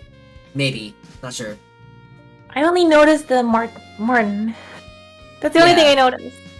The important thing about their names that you need to know is that they have 2, 4, 6 and 6. 6 and 6. The characters are 6 and 6. So just saying, because it's kind of funny, I didn't realize this. My name is actually a valid troll name. It is. Salty Kichi is actually a valid troll name. So I'm actually. You need to have a troll model. Yeah, I gotta make a troll model. I gotta go tell Sonic about this. Like, hey, for next year, I need to get a troll model. Can you just make me gray? Oh yeah, the trolls talk weird too. That's right. They have their own way of talking. They have quirks. So Carcat talks in all caps, so he'll go like, Carcat talks in all caps. Actually, I'm gonna ask something cringe. Since we have 2 people, possibly 3 people in chat that also know about Homestuck, can you guys roleplay as the trolls? Roleplay as trolls? Oh no. I know it's really weird, but like, I don't know how to explain their typing quirks unless you talk with their quirks. It's really dumb. But also, all caps is a real thing. Yeah. So yeah, Carcat talks in all caps. Rose talks in all caps except for the first letter, I think. Okay. Yeah. So the first letter will be always lowercase, but then the rest will be uppercase. It's like the opposite of regular sentences. Yes. Actually, I'm not gonna really go talk about their talking quirks. It's just, it's complicated. It's just stupid. You don't need to know it, essentially. But yeah, the kids also have a naming scheme too. It's 4-letter name and then either 6 or 7-letter last name. Oh. Also, Lowlime number 3 is talking how Gamzee would talk, which is alternating capital and lowercase. And when he's sober, by the way, he talks in lowercase in a calm way, and then when he wants to exasperate something, he talks in all caps. So it's a mix. And he also goes hawk. That's a clown guy, right? Yes, that's Gamzee, the purple one. The clown guy. High guy. Okay. But yeah. that's how stone people talk. I know. Yeah. In real life. Yeah. Oh, they also have their, like, emoticons as well that they use. That is... The picture on their shirt? No, emoticons. Oh shoot, we gotta talk about... Oh, okay, they use emoticons when they speak. Yeah, they have like, signature emoticons they use. Also... Is that when they're chatting on Trollium, or when they speak? Yes. Like in their speech bubble? Yeah. Okay, wait. I'm trying to figure out what do I talk about next. I think I'm gonna talk about Spurb. I think that's the next thing we're gonna talk about, and that's also gonna explain some troll stuff as well. Spurb? Spurb. Yeah, we're gonna get to that. Spurb? So, the main story, by the way, we haven't even talked about the story of Homestuck. It's yeah. Kind of funny. The main story is that 4 kids play a game. This game ends up destroying the entire universe. So they have to beat and win this game to actually make a new universe so they can live in it. That is the basic story. It's a lot less basic when you actually... wild. Yeah, it's a lot less basic when you actually get into Homestuck, but we're gonna hold off on that for a moment and talk about Spurb, which is the game. Spurb is the name of the game that destroys a universe that you can also play to make a universe. It's Spurb. Spurb. S-B-U-R-B. Spurb. Earlier I thought you were saying sperm. Oh, no. That's why I was kind of shocked. No, okay, Spurb. No. Spurb. Hold on, let me bring up the thing. They play this game called Spurb. Spurb. Yeah. Suburb. Spurb. They pronounce it Spurb. Beta. 4/13/2009. Is that when it was published? I believe so. I don't remember. Suburb. Spurb. But let's see. So, in this game, it's a game. I don't want to. I'm actually so fatigued about talking about the trolls. I don't want to talk about the game. I'll talk about the main plot point about how this game does exist, though. So, the trolls actually in the timeline, they play the game first, and the in-universe Earth in Homestuck actually is made by the trolls, which is why there's like the star signs. The star signs are actually kind of like a thing that the trolls made as like a signature in the new universe. So there's that. Does the zodiac sign signs, yes. A specific troll or the color of their blood? The specific troll. Okay. Because they all had it apart to actually be a part of the creation of the universe. Yeah. Oh, also, funny enough, with the star sign of Sonic, the star sign of Carcat, Cancer, he actually gives cancer accidentally to the universe, which actually is the reason why there's Spurb in the universe, and actually how the session of the humans actually isn't very, very... I don't know what the word is. Very good. Their session, their game of Spurb, the kids... It's broken. It's inherently broken because it's given cancer from Carcat. I don't remember how, I just know that it is. So yeah. You should play Spurb on stream someday. Carcinogenesis. Yeah. Also... Is that a real game? It is, minus the world destruction. I think. Of course. I gotta look into that. But, yeah. That explains some stuff. Let's see, is that all I wanted to talk? I think that's... Okay, actually, if I with me just glossing over all those stuff, I think we actually get to talk about the thing I like about Homestuck.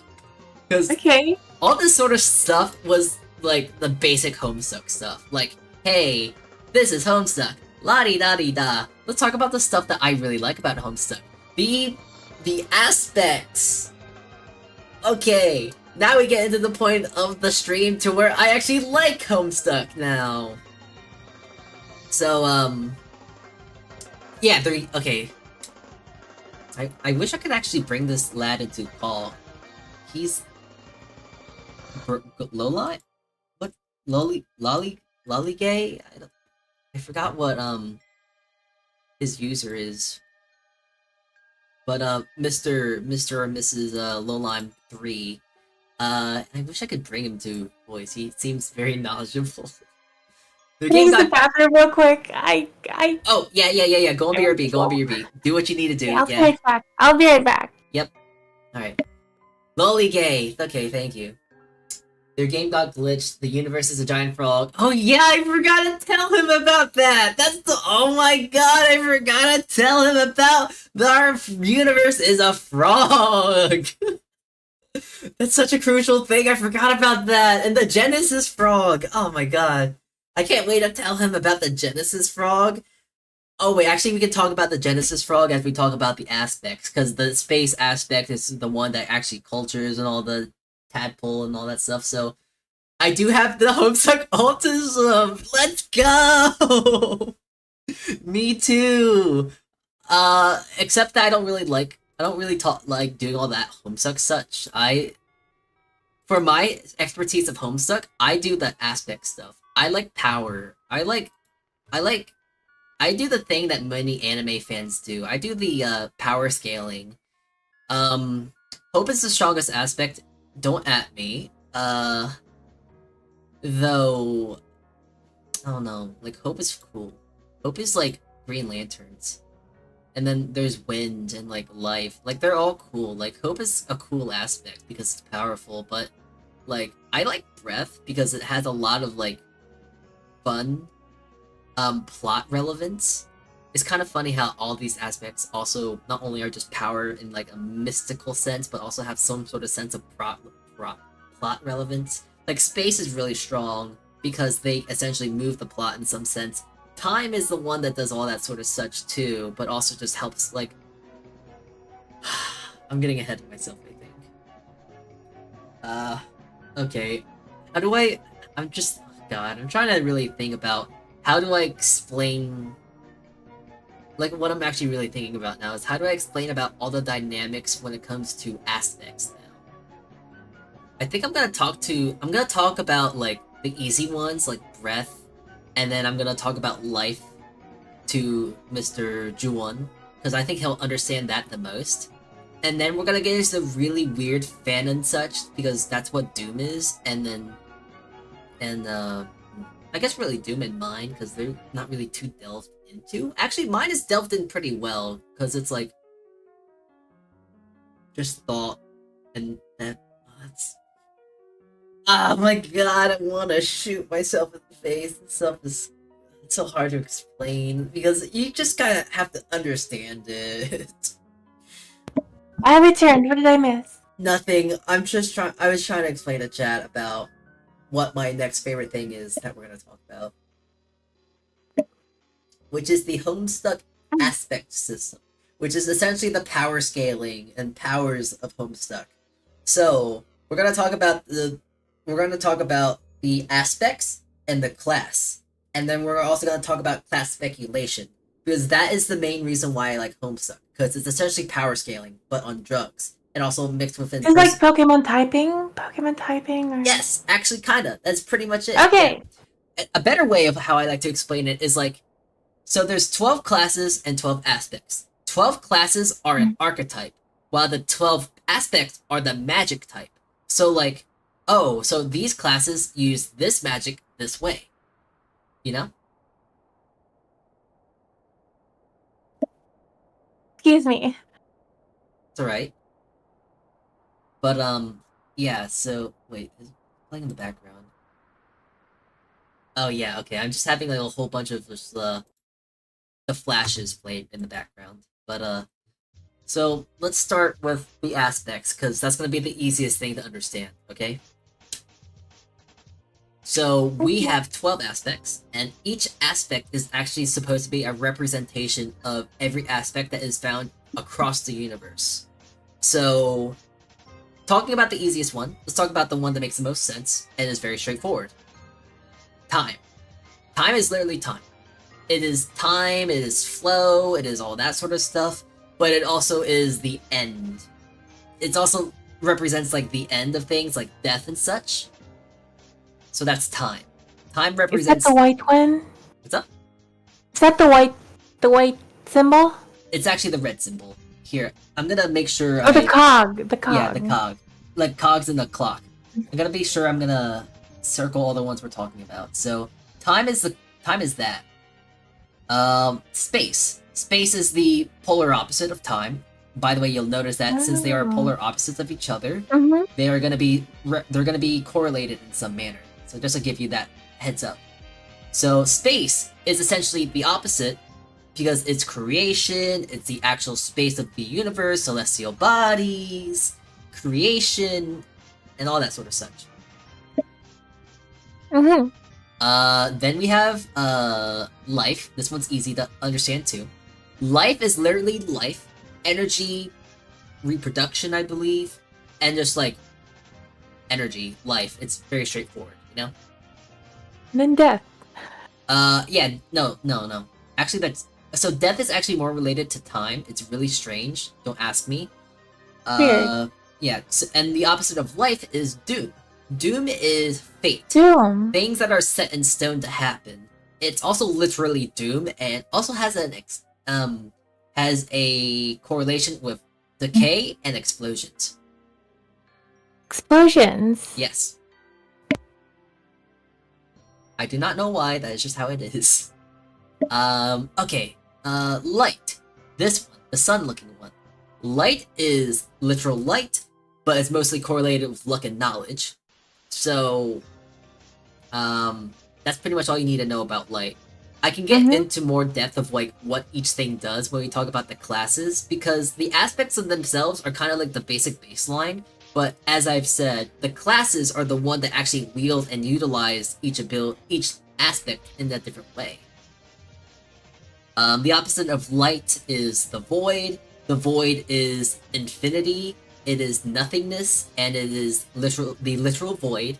And also, a very Lovecraftian creature in Homestuck called the Horror Terrors. Okay. Horror Terrors are basically a Cthulhu. That's all you need to know. Makes sense. Yeah, it does. Then this one's gonna get kind of complicated. We have mind, which is about mind. Mind is about the mind. It's about decision making and thought processes.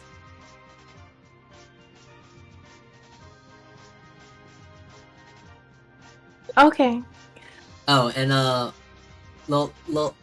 Lolligay actually did mention something I forgot about. Void is also about stealth and nothingness. So yeah, there's that too. The opposite of heart is also the opposite of mind is heart. Yes. Now heart is about I believe it's about intimate relationships, love, the soul, and the body. They're both contrasting in the sense that one is about the mind and one is about the soul.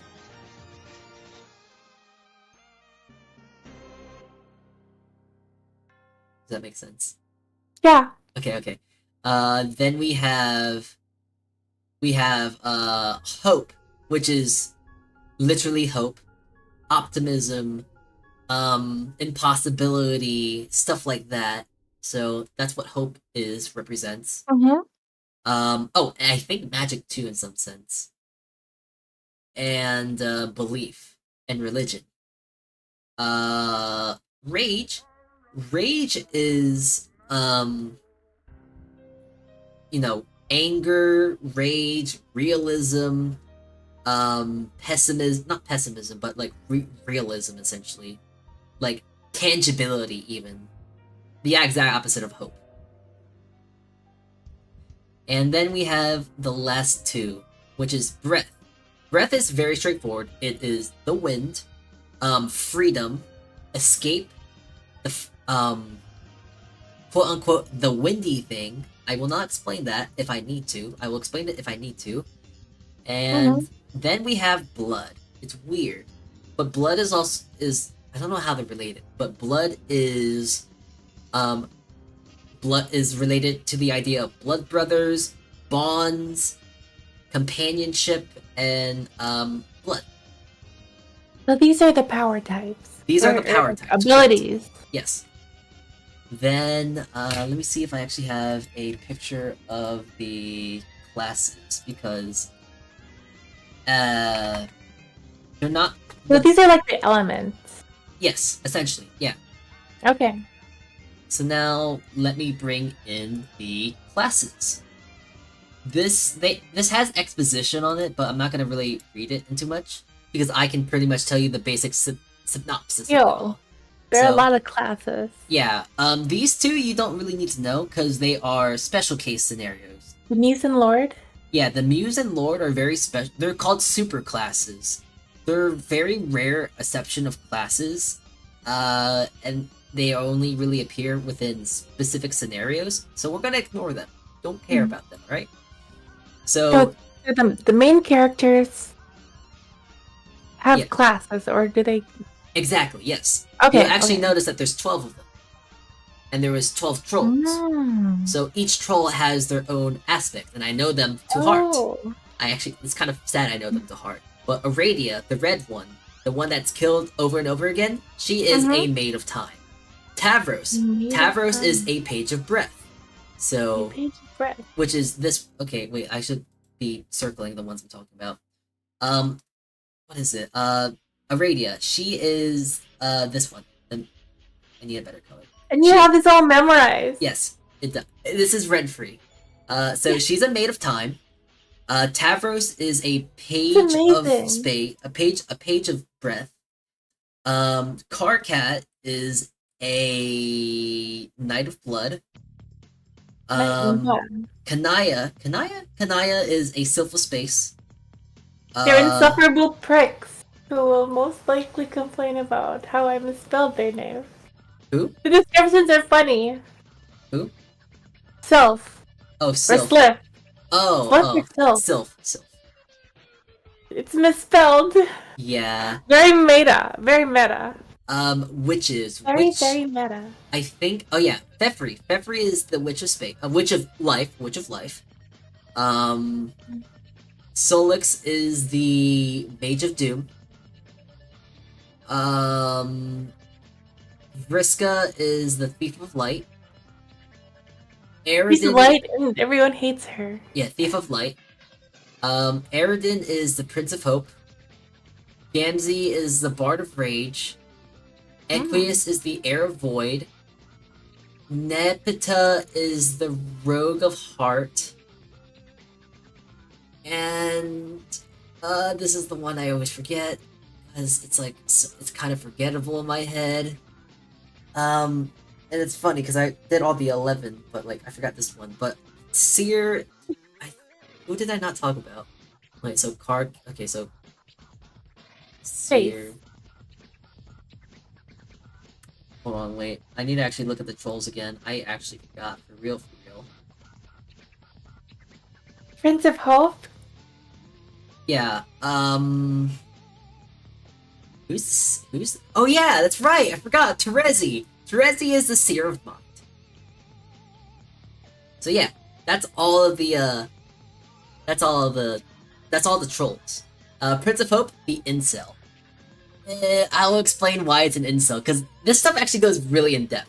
Because the funny thing about all these classes and aspects is that it's do you know the INFJ, the INFP, and all that sort of stuff, those personality tests? I'm familiar, but I've never tried it. So the class speculation is essentially just that. Class speculation. Yes, there's 144 possible choices, by the way. Combinations. Yeah, there's a lot. actually, we'll try and do a class speculation of you specifically, because I actually did that. No, why not? I think I did that with Minna last year. I probably got to go deep dive for that, but I did that for Minna, so yeah. Okay. I forgot what she is. I think I made her like a maid of life or something. Anyways, so then the human kids, because they also do become gods. John, this is easy. John is an heir of breath. Jade is the witch space. Knight of Time is Dave Strider, and then we have the Seer of Light, which is Rosalind. There we go. That's all the class. Those are the canon class speculations. Now, like a tabletop game. There actually is a tabletop version of Homestuck that people actually made. Oh, nice. And it actually is really cool. I want to do one day. Verb is? Yes. Is that what Verb is? Yeah, pretty much. I actually been wanting to see if I can actually sponsor like a DM to actually do a sort of tabletop. I think that'd be really cool. But that sounds fun. It would be so cool, but I'll figure that out later. That's gonna be future Salty's problem. But let's see here. Let's talk about the fun thing, which is the class speculations, because each class uses the power differently, and we're gonna go from left to right to explain what each thing does. The thief. The thief steals their aspect and use it to their own sort of benefit.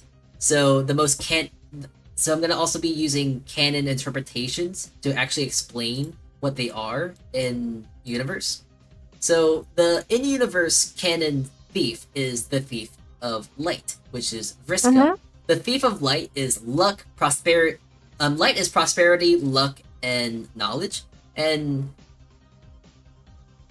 Vriska does that a lot. She steals the luck of people. She steals a lot of prosperity. She does a lot of sort of such that inherently just does a lot of stealing of the spotlight. Oh, they steal their aspects from other people. Yes. No wonder she steals all the good stuff from everyone else. So, that's why it's also, you can tell that each class is, very much based on their personality, because it fits their personality well. Now, I will also mention, just like personalities, you don't have... Just because you're a thief doesn't mean you're an inherently bad person, I guess. So, like, you can still be a thief of light, but you could be using it in a positive manner. Like, you could be stealing knowledge. Like, you could be the Robin Hood of books. And, like, trying to learn how to make something better for your own benefit, but also for somehow benefits others. Okay, so the prince. Prince is very straightforward, but is also kind of complicated in some sense. And we're going to use Aridin, because he is the perfect representation of a prince. So a Prince of Hope will obviously be destroying of hope. But princes and bards, because they're both destruction classes, tend to also mimic they tend to mimic the opposing aspect. Yes.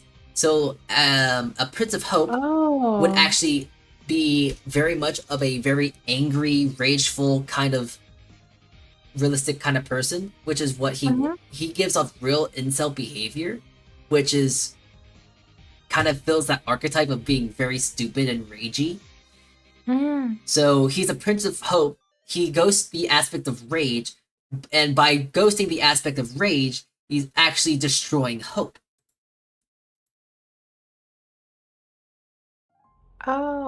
So yeah, we're talking about personality things. We're not talking about the powers. The powers are gonna be much more fun to talk.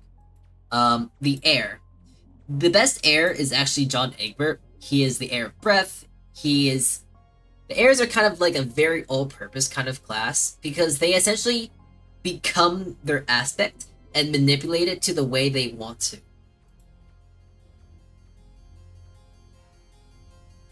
Okay. Yeah. What if you're an heir of void? You become nothing. You can become literally nothing, which actually is kind of funny, because That doesn't make any sense. Because Equius actually is actually not too relevant to the plot, actually. So it actually is on brand, because he is inherently nothing, and he becomes nothing. and he dies. Anyways.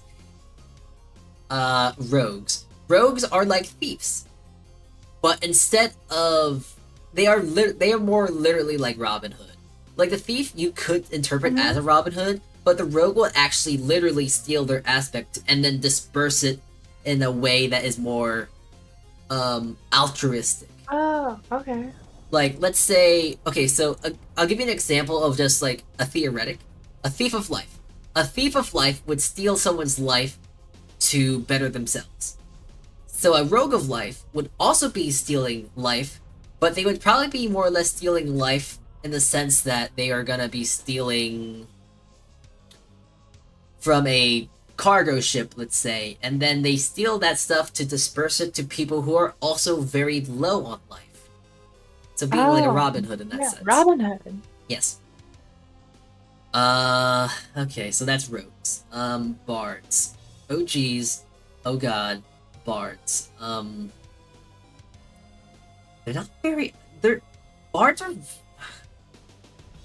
are complicated because there's not much canon use of them, and the only bard that we really get any sort of idea from is Gamzee, who is the Bard of Rage. So in that sense, as I've already mentioned with destruction classes, because Bard is also a destruction class, they ghost hope. So with them being hopeful, they are like, when they're high, they're very brosome, they're very hopeful, they kind of like low-key like want to better you. So they ghost that aspect, and as they are giving you hope, they're destroying your rage in that sense. So it's a lot more passive of what they do. They don't actively go out your way. They kind of just go like, yeah, pat you on the back, and just go like, yeah, that's kind of, yeah, that's how it is. Pages. Pages are weird, because they are both equally the weakest and also the strongest class. Usually they don't have a lot of their aspect, but over time they just kind of go on a hero's journey essentially, and they either become weaker or they become stronger and more fulfilled with their aspect and have the ability to just use it in a way they want to. Okay. Yeah, Seers. Seers. Hey. What? It's like a... Oh, no. I was thinking about Square. Same thing. Pretty much, yeah. Oh, there's also another little quirk with the classes, which is there's also fan classes, but the main classes, the main quirk about the class names is that they are one syllable. Oh yeah, they are. Yeah, so that's a thing to mention. They're all one syllable. There are fan classes, like there's a fool. Smart. There's like a fool class. There's a different. I can't remember the name. I just know there's a fool class. And there's also a waste class as well, which is kind of partially canon, but not really. But yeah, waste, fool, they're one syllable. Seer. What do you know about Homestuck? The universe building is very rich. Yeah, it's like a few thousand pages. There's a lot of content. A little bit too much content. 15 years, right? 15 years of content. Yeah. And you said it's still ongoing, right? Yeah, I mean, it did go on like a long hiatus for a while, and then it was quote unquote finished, and then it was revived. So like, in runtime, it probably really lasted like 8 years. Is the same guy still working on it? No, I don't believe so. I think he's out. Oh, okay. Yeah. Seers. They essentially gather knowledge from their aspect and use it to their own benefit, really. No, I think they disperse it, I think. I don't remember. Yeah, wouldn't that be the rogue? Yeah, you're right. Seers kind of just gain knowledge and let everyone know about stuff. Homestuck ended. There is no epilogue. There is no Homestuck 2, and there, no dog wieners. Nope. I agree. This is dog wiener. Yeah. There is, yeah, I like that mindset. There is no Homestuck 2. Okay, maybe I don't want to know. There's no Homestuck epilogue. There's nothing. It's only Homestuck. Sylphs. Sylphs are kind of just like your basic healers. They heal with their aspect. That's really what they are. What if you're a self of void? How do you heal with nothing? We will get to that because that's synergy. We're gonna talk about class speculation synergies. But anyways, witches. Witches are like heirs, but they have a more active manipulation of the aspect. The thing about witches that makes different from heirs is that heirs manipulate their aspect because they are their aspect, but witches manipulate their aspects because they just have the ability to manipulate their aspect more directly. Okay. So heirs are more like a passive. Yeah. They passively use their aspect, but the witches actively use it. So you've actually made a very, very important realization in that sense, because the classes are actually counter each other too. Hold on, let me actually bring up another image here. They counter each other. Well, they're opposites in a sense. Okay, here's a perfect thing. We'll touch on it again, but I'm going to show you it. Because each aspect and class have like a active and passive counterpart. Oh.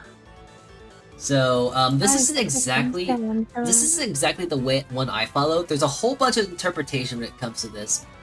Like personally for me, witches are a inverse of the witches are an inverse of the heir. Mages are the inverse of the sylph. Yeah, this is just fan made. This is not like official. Yeah, this is why it's called class speculation, because it's just speculation. Class speculation. Yeah, it's class specting.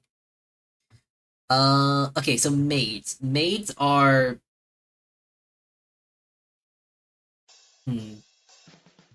Maids are essentially maids. They kind of like clean up with their aspect in that sense. Like they kind of just use their aspect to fix things. They are the yourself. Yeah, they're the active inverse of the sylph. Oh. Yeah. So take that as you will. Knights are the active inverse of the page. The page is a lot more passive, but the knight is more active. They essentially protect with their aspect and protect their aspect. Because with the knight, it gets really deep because each class actually does a representation of the aspect within a session, and I'll explain what that means in a moment. But knights will protect their aspect and stuff like that. Mages are martyrs of their aspect. They will suffer from their aspect to learn from their aspect. So yeah. Kind of sad. And now let's talk about an impact too, because each class, I believe, has a sort of has a sort of meaning with each session. I believe princes will signify when a session has too much of an aspect. Knights will signify the opposite. They will signify when there's not enough of their aspect, so they have to protect it. That's all I can really remember when it comes to like sessions. What is a session? So a session of Spurb or Sburb? Yeah, a game. It's a game session. Okay. That's what it's referring to. A game session. Alright. So now we talked about the classes. We've talked about their active and passive such. We've talked about the aspects themselves. So now we get to talk about the fun thing about all 144 possible combinations of all of them. By the way, we're not actually going to talk about all of them. We're going to talk about. Is this an official chart or did a fan make this? It's official but not official. If that makes sense. It doesn't. Go on. It's official in the sense that the color schemes follow a very specific color scheme, but it's not official because so 12, 24,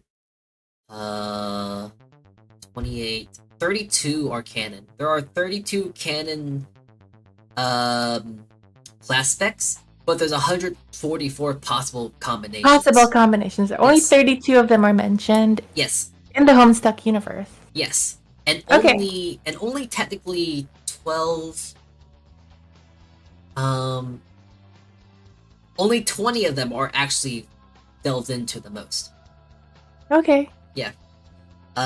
So let's talk about some fun theoretics, because this is where it gets really, really fun. And this is why I like thinking about the powers, because it's really cool. So, you know, we can talk about the canon one, like the Air of Breath. So the Air of Breath is one with the winds. They can attack you with wind powers. In canon, John Egbert actually makes a drill makes a tornado that's so strong that it drills into a planet and makes a hole in said planet. So quick question. Yes. This only happens while they're playing Zburb. It's not like yes, they're able to do this in their world or only in Zburb. So I guess I should actually explain, because what this is are not just class speculation, but this is also something called God tiering. God tiering is essentially ascensioning, just becoming. God tiering is basically ascending into godlyhood, and every single character that reaches God tier is conditionally immortal. To explain conditional immortality is essentially that you will not die of old age, but you can die by conventional manners if your life died to a means of either just or heroic behaviors. So, like, let's say you randomly get hit by a car and you're a god tier. You won't die. You would die, but then your death was not just nor heroic, so you would resurrect. Oh. So yeah. But let's say you died from a truck because you were trying to save someone. You would then die by a heroic means. Then you're dead. Then you're dead, yes. Also, to become a god tier, to actually ascend to godlyhood, you actually need to die. You need to die on something called your quest bed in the game of Spurb, and then when you die, you actually revive, and then you gain powers. Though it should be mentioned, through the majority of the journey in Spurb, you will unlock your powers. It's just that with God tiering, you gain the ability of flight, you gain better ability of your power, I believe, and you also have the conditional immortality. So the whole story's taking place within Zburb. Yes. Okay. And then you become God. And also the fun thing is after you finish the game and you enter your universe, you actually still retain your powers. Oh, neat. So you become gods. It's cool. So yeah, we talked about the Air of Breath. Like, oh wow, it's so cool. God is late game class unlocks. Yeah, that's a great way of explaining it. But yeah, you know, the Air of Breath is cool and all, but then you could talk about something really, really overpowered, like the Air of Life. Since you are literally life incarnate, and you can manipulate life to your own being, theoretically, an Air of Life could be literally immortal. You could not kill them. They could turn into life. You cannot kill them at all. They are basically invulnerable, intangible, and yeah, you could not theoretically kill them. Oh, also, by the way, I forgot to mention, heirs can also turn into... Go on. I was gonna say, heirs can also turn into their aspect. So, like, in canon, John Egbert, since he is the heir of breath, he can actually turn himself into wisps of wind and, like, evade an attack, if you will. So, like, oh, someone's trying to jump on him and trying to kill him. He turns into the wind and, like, disappears and then teleports behind them and bleh. He doesn't do that, but I'm saying he could. Okay. So what was your question? I can't remember. That's alright. Fair enough. Oh, and there's also a funny thing. Oh. So if you're like an... Wait, what was I saying? Like the era void thing. The Yes. if you're an era void, you'd become nothing. Yes. But the thing And about then, void is it's not just about nothingness. It's also about the paradoxical idea of infinity, because nothingness is impossible because nothingness is something, but nothingness becomes infinity and the void is nothing. So nothingness from void can actually become something.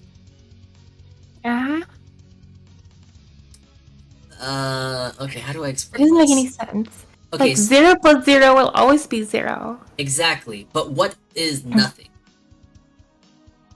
Are we talking about philosophical nothingness? We're talking about, yeah, philosophical nothingness. What is nothing? Nothing. But saying nothing is inherently making something something. Nothing something.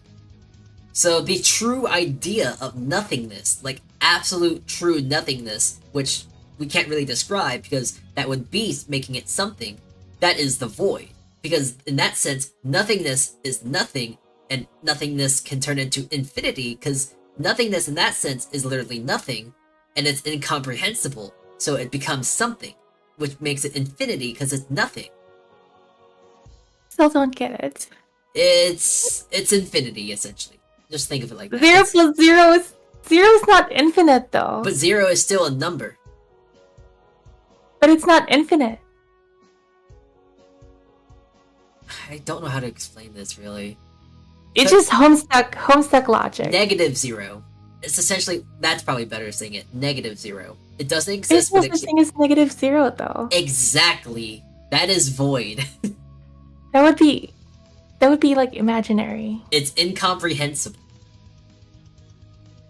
What is nothing except infinite space? That's actually an even better way of explaining void. Yeah, because nothing is not even space. Nothing is just nothing. Yeah, it's the absence of anything. Oh, so by that logic, it's just saying void, a lot of void players, which is what we're going to be referring to, because like void players, yada yada, like void players, life players, space players, etc. Void players have an inherent ability of just turning invisible. Every single class really has like a signature thing that each class can pretty much do. Like the breath players will be able to play with wind, light players will be able to be very knowledgeable and be very lucky, time and space will have time and space powers, life and voids, and etc. So light. For example, light. Yes. This is not... Do they also control literal light, or it's not just literal? Never specified, but also there is canon logic to saying that is possible. So if you were a prince of light, you could turn invisible. Yes. Because you destroy light. Yes. And also, by proxy, that does make canonical sense, because remember, the prince's inverse, the prince's ghost, their opposite aspect. The opposite aspect of light is void. Oh. Yeah, there's a lot of complexity, and that's what makes this really interesting, because like you would think that, and it makes canonical sense in that sense with its logic, because a sylph of void, a prince of light would be void, and like light and void are polar opposites in that sense. Okay. So yeah, space and time powers. Very good. Life. Very good. Universe building. Yeah. Life is like life and healing. Void is... We don't want to talk about that right now, it gets complicated. The heart is like soul powers. The mind is mind control and mind powers. Hope is essentially Green Lanterns. Doom is explosions, fate, and decay. Blood is persuasion checking, charisma check. And rage is physical strength. So that's like all their inherent like basic abilities. I can't remember my class spec. I think I'm a mage of life, which means I suck at life. But I learn a lot from it and I can help others with it. Is there like a test? There actually... You said something about a test. So actually, it's funny that you mentioned that, because there is a test. An official test, actually! An official test made yes. by Hussey. Yeah. What's his name again? Well, so the thing about that is that he doesn't really... Isn't Hussey a bad word? Yeah, it might as well be. But the extended zodiac test, which I'll actually even post in YouTube chat. Extended zodiac test. Let's go. Yeah, I'm gonna do zodiac. We're gonna do this on stream right now too. Hold on. Let me make sure I change the display capture, clip studio, Twitter space. Is it this one? Hold on. Here it is. We're gonna be taking the extended zodiac test now. Because this is my Homestuck tradition. So yeah. Extended zodiac test. This is the basic zodiac and it transforms. Yeah, there's variation on each aspect, but the most important thing that you need to know is that you don't really care about this stuff. I'm gonna do it on stream, and then you can like do it with me, Juwan, and then I'll show you my results, and you can share me your results, and then you'll be able to get your you can do it for me. Okay, I'll do mine first though. So sure. I'm a Taurus, so I'm gonna go with bronze. Oh yeah, I didn't even mention Prospit and Durst.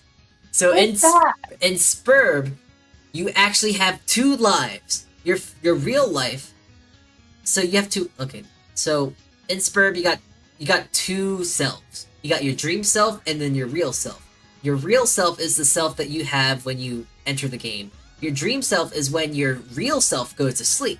Because you don't actually dream. Oh. You actually become your dream self, which is either on Prospit or Durst.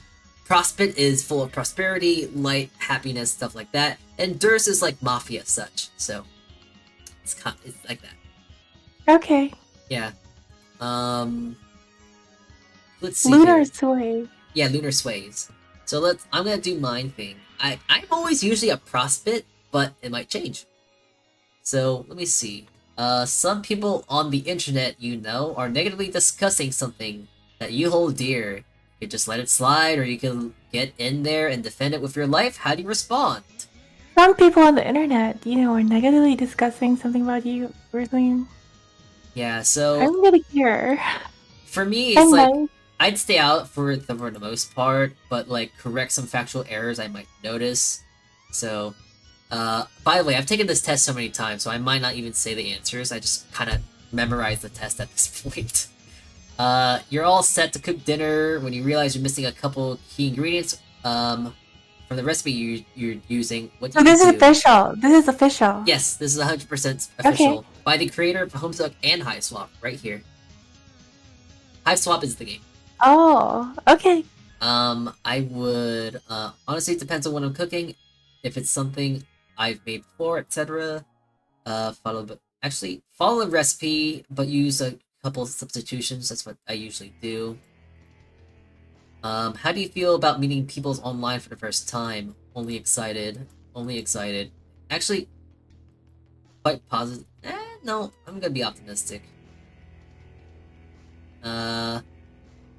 You're having a hard time grasping a topic in class. Everyone else seems to be fine with it except you. Do your own research. Yeah, I do my own research and try and find something that's, since I'm more capable of figuring it out. Yeah. Oh, so what is this lunar sway thing again? It just chooses if you're Prospit or Durst. It's not really important, to be honest. It just affects how you play the game? It affects on what moon you land on. What moon you land on? Yeah, so Prospit is more of the happy side, while Durst is the more negative side. Though it's not to say like one's bad, one's better, one's good, but like Prospit is a lot more prosperous, has a lot more prosperity and good stuff, and it makes it easier, while Durst is a lot more dark down, has a lot of Lovecraftian horrors, forbidden knowledge, sort of stuff like that. So yeah. Okay. Like, this is for the game? Or yes, this is for Spurb. Okay. Yes. You start taking lessons to learn something you wanted to learn for a while, but decided a few weeks in that it's not your thing. You decide to stick it out, though. Why? I spent money, I might as well finish it. When you're on holiday, do you prefer to leave your plans mostly to chance, or do you plan it out ahead? I plan out a few things, but play it by ear. Me. A friend of yours and someone you don't know are caught in a heated argument. They ask you to help. They've asked you to help you facilitate. You want to support your friend, but actually hearing both sides, you actually agree with the stranger. How do you? Awkward. Yeah. How do you choose who to support? I delicately disagree with my friend while trying to do everything that I still support them. That's the healthy way to do it. You have a very important message, email. It's a sensitive manner, hard to compose. Possibly of nature. When you're done writing, are you about to hit the send button? When you're done writing, you're about to hit the send button. What next? I will save a draft. I decide to sleep on it, and then, stuff like that. Okay, let's see. Am I gonna be Prospit again or Durst? I'm Prospit. There we go. Question. That's pretty much it. Prospit dreamers are intuitive, flexible, and accepting. They tend to live in the moment, able to adapt to situations as needed. They prefer to solve problems with creativity rather than cold logic. You will learn more about what it means to be a Prospit dreamer when you see your final results. Wow, I'm a Prospit dreamer. Yay! If there's one thing that never changes, I'm always Prospit. That's good. That's a good thing, I guess. Yeah. Okay, so now I can actually do you. So okay, let's go. Let's do you now. Let's do me. Yes. We're gonna see if you're a Prospit or a Durst streamer. So yeah. Okay. Number 1, some people on the internet, are negatively discussing. Let's go A. A. Okay. 2, the cooking thing. What's the question? Scroll down. I'm a little behind because I'm just watching the stream. Oh, wait, yeah, hold on. Let me actually change that screen then. Hold up.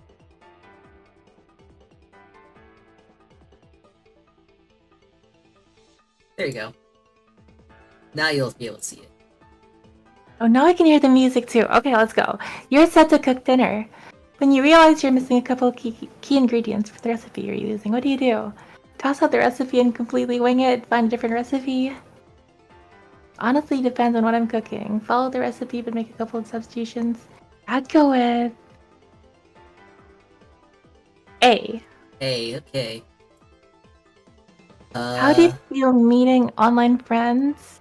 In person for the E. E, got it. Gotta remember that when I meet you eventually. Ha ha ha. You're having a hard time grasping a topic in class that everyone else seems to be fine with. You. Hard time grasping a topic. Raise your hand. Lean over and ask a friend. Email a professor. Do research on your own. Do some thinking and surmise that the class is wrong with the topic. You still memorize the answers for the test though.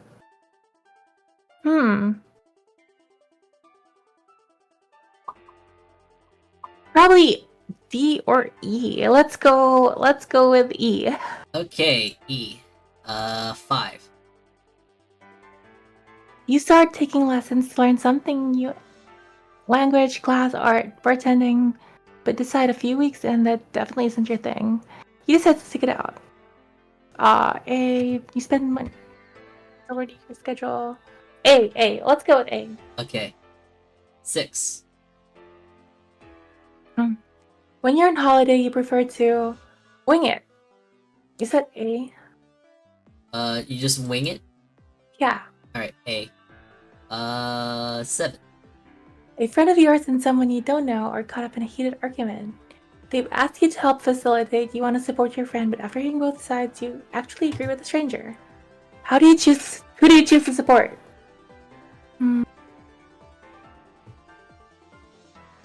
Probably C. C. Alright. Yeah. We're almost done. 8. You have a very important message to write over email or some other text communication method. It's a sensitive matter, difficult to compose, possibly of an emotional or confrontational nature. When you're done writing, you're about to hit send. What next? You click immediately. No, not that one. Not just yet. One more read. Giving it another read, you decide to take some time, come back to it later with fresh eyes. You save a draft, decide to sleep on it. When you look in, your second thoughts about C. Let's go with C. C. Okay. And you are a CrossFit dreamer as well! Hey, we're on the same moon! Yay! Let's go! I'm definitely gonna draw some fan art about this. It's gonna be so cool. Oh, wait. I just realized. I forgot to ask. What's your star sign? My aspect. What's your star sign, actually? Wait, I gotta do that real quick. What's your star sign? Leo. Leo? Ah, that makes sense. Yeah, that makes sense. Now, did it save it? Oh, it didn't save it. Oh, okay, I gotta remember it. I think it went with A. Yeah, hold on. I'm gonna try and remember what your things were.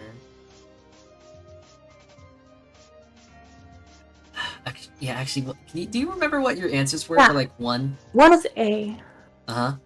2 was A as 2 well. was A. 3 was 3 E. 4 was E as well. E. 5 A. 6 A. no planning. 7 was C. I thought it was C. Yeah, it was C. Alright. What was 8?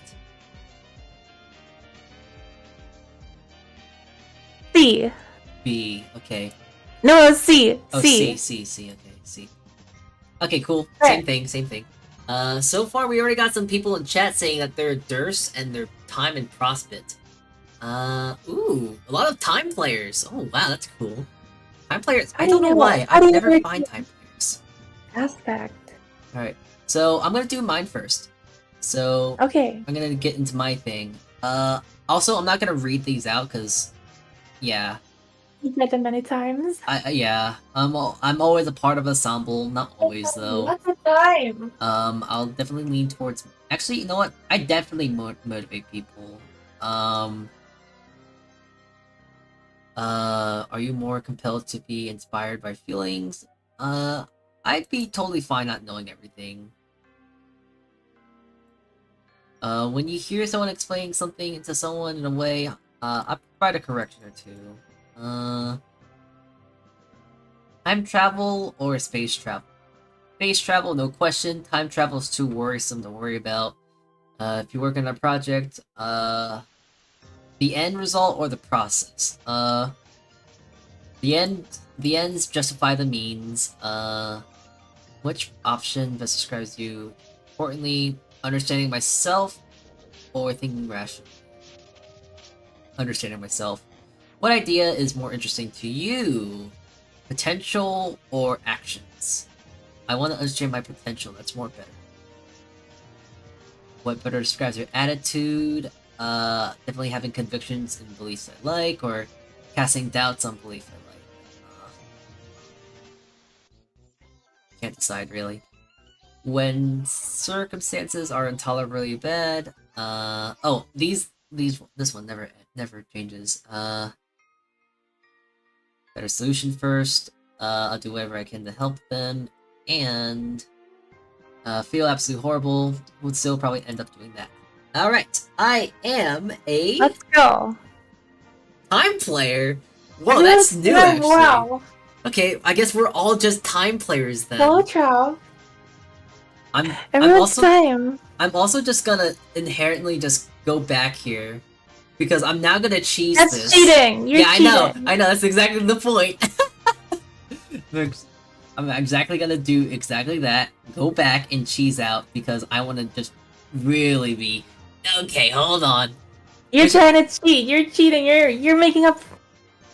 Which I mean, okay. I mean, to be fair, would be on brand for a time player because I'm going back to go change the past. Okay. So it's like it's on brand. It's on brand. Okay, that makes sense. Yeah. I'm not until there's. Actually. I always get 10 mixed up, but I'm inclined to have a solution first, but not absolutely. This one also confuses me because I don't know what it means to have convictions and belief. What does that actually mean? Does anyone know? Like, is that beliefs in something? Oh. Okay. I want to understand. A strong belief. Yeah. Understanding myself. He just rewound time chat. Yeah, you know, it's time player thing. Rewinding time. Hey, it's rewind time. If you working on a project, yeah, justify the needs, of course. Space travel, yeah.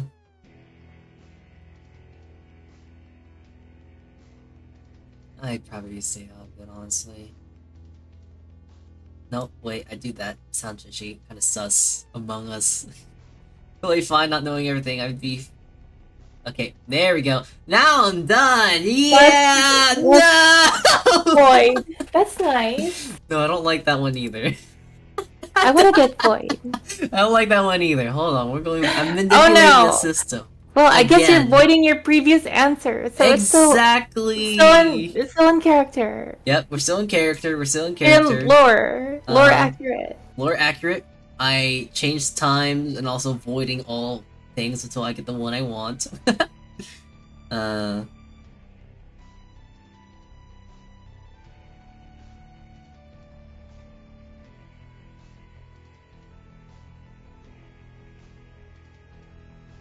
Okay, well, now either way around it, I don't care. Okay, well, that's sure, fine. I can deal with that. Now you have to live with it. Life, yay! Let's go. Oh my god, it's on brand again! Oh my god, let's go! Torsi! Can't trust this time players. Yeah, you can't. Time players so indecisive. BRB, gonna go eat some food. Okay, have fun. But yeah, this is definitely me. Not clickbait. Take your time. Yeah. Or eat with time. Yeah, have a little time in your food. I love time. Delicious. Okay, my turn. Yep, your turn. Think about your life as a story, and I am the MC of my life. Oh, do you tend to view yourself as a lone hero? What do you mean? Do you want me to give you like the basic summary of each question? Cause like, it'll be easier maybe. Sure, why not? Okay, are you gonna be a lone hero or are you gonna be part of a cast of heroes? Lone hero, let's go. All the way, okay. Would you rather show people or would you rather motivate people? Show. Wait, lean towards showing them, go either way, go either way. Alright. Would you rather know everything on the story, or would you find not knowing everything? Or you can't decide? Okay. I need to know everything. Wait, you're learning about a new subject or fascinating story. Let's go with A. Alright. Or B. Let's go with A. Oh, B? B or A? Absolutely need to know everything. Let's go with A. So 4 is essentially asking, someone is actively spreading misinformation. Are you going to be the person to tell them? Are you gonna go say that they're saying things incorrectly, or are you gonna just be out of it? B. Alright. Time travel or space travel? This one's easy.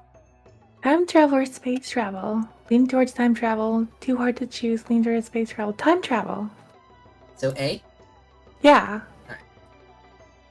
It's gonna be time. I can feel it already. Yeah. If you're working I'm gonna say I'll laugh if you're actually space. You're working on a project you're doing for yourself, not for anyone else. It's important end result. Are you enjoying the process? If I'm doing something for myself, I want to enjoy the process. E. Alright. 7. Which option best describe what's more important to you? Understanding yourself or fully knowing who you are? Fully knowing who I am. Definitely thinking rationally. E. Oh, Traub. Hi, Traub, by the way. Apparently Traub is a Durst mind player. Ooh, that's cool. He has a dark mind. Traub has a dark mind. What idea is more interesting? The ability to fully understand your potential or the ability to fully understand all potential consequences of your action before you're taking them? Oh, this is about determinism. Yeah. Let's go with C. C? Yeah. Which better describes your attitude? Having great conviction or certain or ideas you're attracted to? A. Let's go with A. Alright. When circumstances are intolerably bad, which are you more likely inclined to do? Come up with your best alternatives. I'm not doing a thing until I have a better solution. Inclined to have a solution first, but not absolutely. I don't have an opinion. Inclined to get to the bad situation as soon as possible, but not averse. Brent, getting out of bed. A. Okay. A. Yeah. Alright, next one.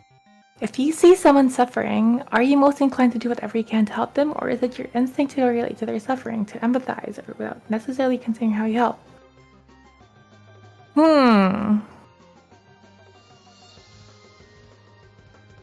D. Alright. Last one, I think. Yeah, okay, cool. When someone suffers misfortune so terrible that you know there's nothing anyone can do for them, are you most inclined to feel horrible, that nothing can be done, or resigned to the sense that that is the way of the world and some things just can't be helped? E. Okay, and Mr. Juwon Sugarblue, you are a... Wait. Hope player! Whoa, that's cool. That makes no sense! I mean, you could be... The last one was the hopeless. Yeah. Okay. But that's interesting. You're a hope player. That's very cool. It's my color. It is my color. So I'm Prospect yellow. It's on hope, brand. Yellow. It's on brand. Yeah. There you go. That means you are a Linnaeus. A Linnaeus. Linnaeus. It looks like a snake. Kind of do look like a snake though. Or it could be a frog. But yeah, now we can actually read into some of the aspect stuff, which is kind of hogwash in my head because I don't really care about this, but for life, it's those bound to the aspect of life are the universe's healers. I should actually be reading time, but we'll read that in a moment. They are concerned with the betterment of themselves and those around them, as well as the onward march of the positive progress. Deeply empathetic, they have an intuitive understanding of others' sufferings and the best way of righting those wrongs. If you are poisoned, chances are the life-bound has something that ails you. This applies to life-bound? Life players. Oh, okay. This applies to both physical and mental suffering, though might not be a cure you'll like. They also have the tendency to put others' needs before their own, which never ends well for anyone, because the life-bound can grow bitter if they feel their own self-care has been shunted aside. At their best, they are great listeners, caretakers, and nurturers. At their worst, the life-bound are passive-aggressive and pushy. They're pushy. They are certain they know best. Words. This is like star signs, but for dudes. Yeah. Or I guess chicks are into this too. I guess. Now I'm gonna read time though. Those bound by the aspect of time are fighters, full stop. Lots of fighters in chat. Let's go. Sounds about right. Their lives are often marked by struggle, not so much by the fate has it in for them, but because they are fundamentally incapable of just accepting things as they come. They value action over passive acceptance, even if that may not be the wisest or safest choice. Don't tell a time-bound player to sit still or look pretty. They are very goal-focused and tend to value the destination over the journey. And you won't find them making the journey in any sort of traditional sort of way. To quote cheesy posters found on many a guidance counselor's wall, impossible is just a word. If you need a miracle, they are who you call. At their best, time players are empathetic, relentless problem solvers. At their worst, they can be ruthless, defensive, and impulsive. You chat. Yep. Fighters. Let's talk about mind, and then we'll talk about you. Those bound to the aspect of mind are, you guessed it, the universe's greatest thinkers. But they don't for a second think that they have all the answers. They are very concerned with remaining rational and they has such a firm hold on the constant conjunction of thinking that it makes it easy for them to see the multitudes of the choices laid out before them, which often leaves them frozen and unable to act. That said, when a mind-bound finally launches into action, they can execute a plan with unbelievable grace and precision. Their identity is fluid, it can change from day to day, from thought to thought, from interaction to interaction. Remaining logical is the most important for them than building up a solid formation of self. At best, they can be great innovators, architects, and creators. At their worst, they can be nasty, inflexible, and indecisive. That is Mr. Traub. That is Traub. And you, Hope. Hope, Superman. Yes. The Count of Monte Cristo. Actually, you're more of a Green Lantern. In the sense of powers. Oh, yeah. Anyways, you can read. I don't want to read this. I'm too tired. Those bound to the aspects of hope are driven first and foremost by their convictions. They do right for right's sake. That's just me, literally me. Just like you. And are quick to come to the aid of anyone they deem to be experiencing injustice. That said, their views of the world can be black and white. So that they see as the right thing may not always be the universally accepted view. They put great value in the power of imagination, the ability to dream up a better and more beautiful future. If anyone can dream a better world into existence, it would be those of the hope-bound. They may sound like old sunshine and rainbows, but they aren't adverse to a little destruction, especially if they think they can replace it with something better and more just. At their best, hope-bounds are positive, caring, warm. At their worst, they can be narrow-minded and less selfish. All descriptions of me. Yes, it's just literally like me. It's just like Juwan, for real. I am narrow-minded and selfish. Oh no, you're not at your worst. I mean, you're at your worst, so we gotta get you at your best, for real. If you can't accept me at my worst, then you don't deserve me at my best. Well, you know what? That's not what a hope play would say. Okay, so now we did that homework. We did our homework of class. How do you pick your class? Exactly, that's the thing. There is no official test for classes. Oh, there isn't? But this is where class speculation comes in, because we can just kind of analyze your own personality to kind of try and meld a class for you. So, with my experience with you, I would more or less think that you are going to be more or less...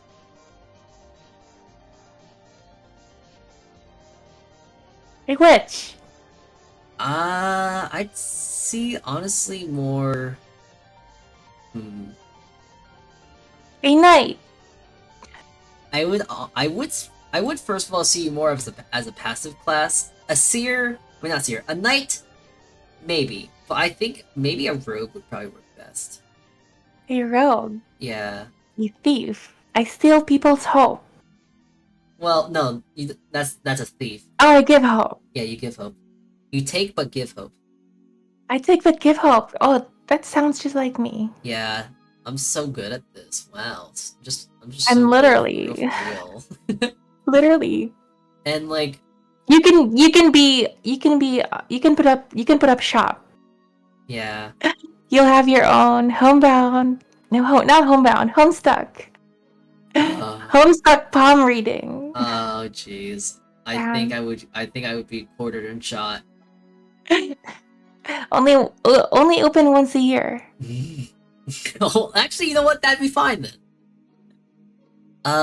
I know I'd definitely be an active character though, an active class. Though I'm not sure if I'm like, if I'm going to commit with the idea that I am time, I would probably be more like a Prince of Time, honestly.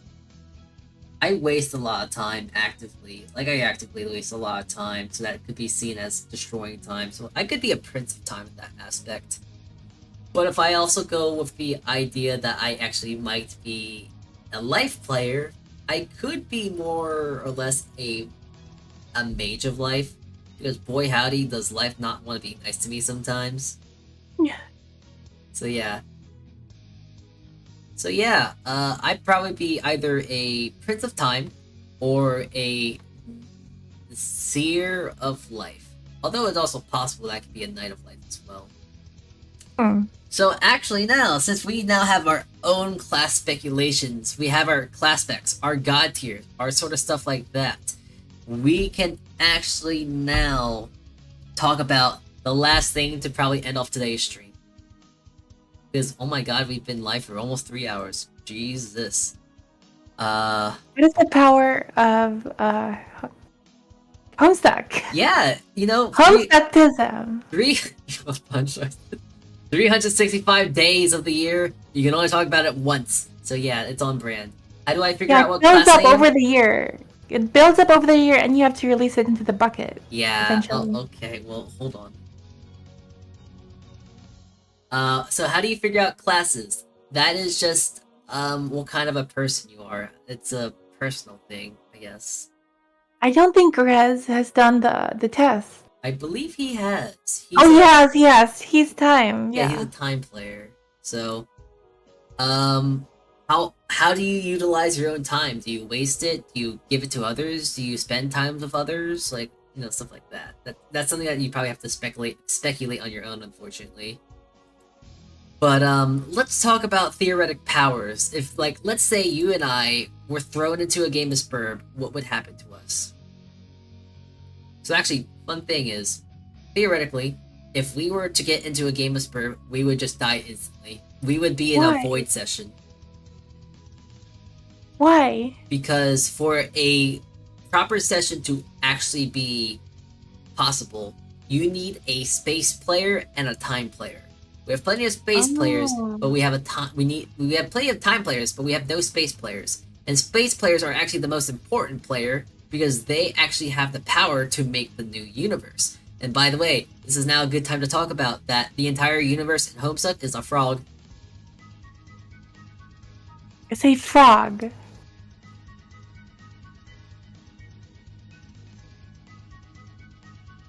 Frog. This is the universe. Which universe? Homestuck. There's only one universe in Homestuck?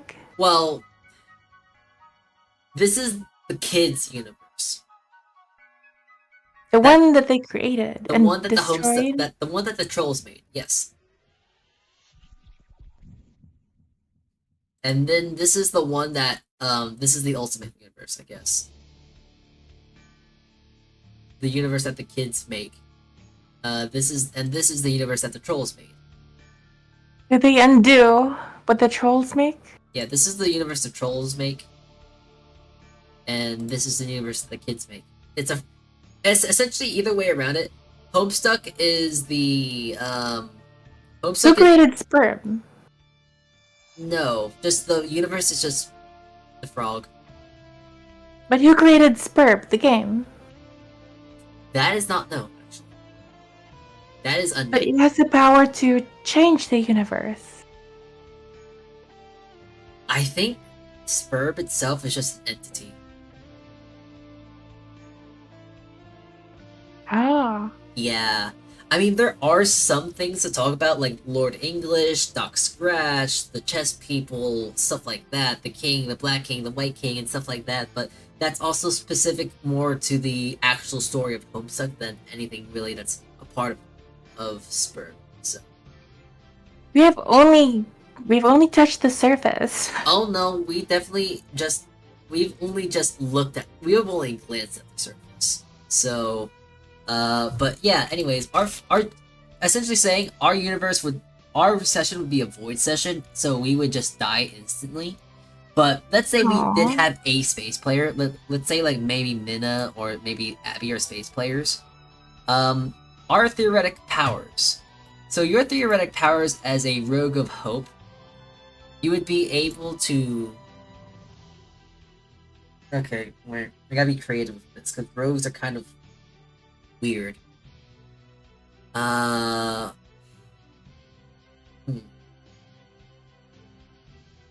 Basically, you would probably be stealing a lot of hope and belief from others and then using it to your own benefit to also disperse with your group and etc. It's weird. Sounds like a very useful ability to have if you're fighting another army. Yeah. You take away their hope and give it to your forces, basically stealing their motivation. Yeah. That'd be probably pretty much what you would do. Which is a shame in the sense that I like hope. I think the aspect of hope is really fun to play with in the sense of power scaling. But like rogues in general are really hard for me to actually specify powers because the only rogue in canon is a rogue of void, and their power set is kind of strange. It's weird. Everything void would be strange, I think. Yeah, but yeah, you'd basically be like you would not destroy. You would take motivation, use it to empower others. So like almost in that sense, what you would do is that you would essentially probably debuff people, but then you would use their hope to then buff your own like people and group. That's a good thing. Yeah. So you're like you're a support. You basically be a support character. Sounds just like me. Yeah. So and with my two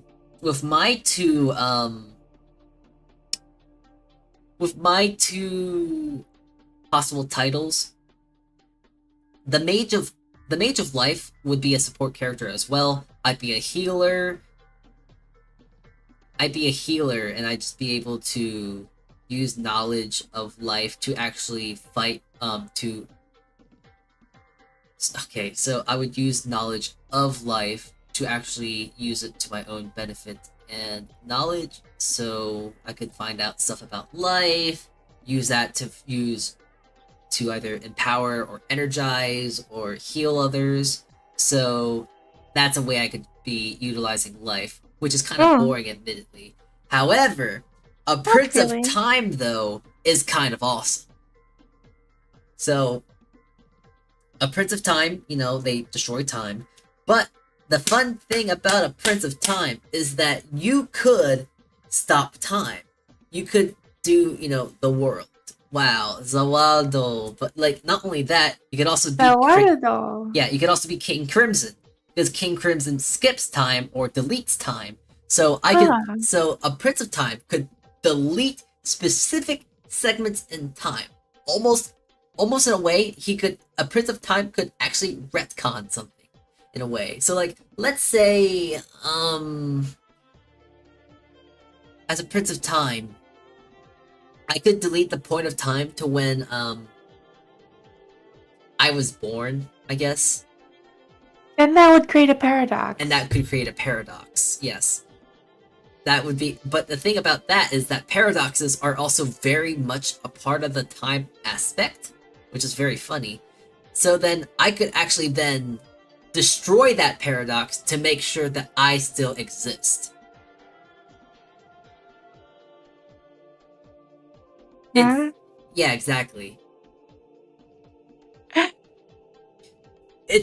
The thing about Princes of Time, they could really, really make things really, really weird.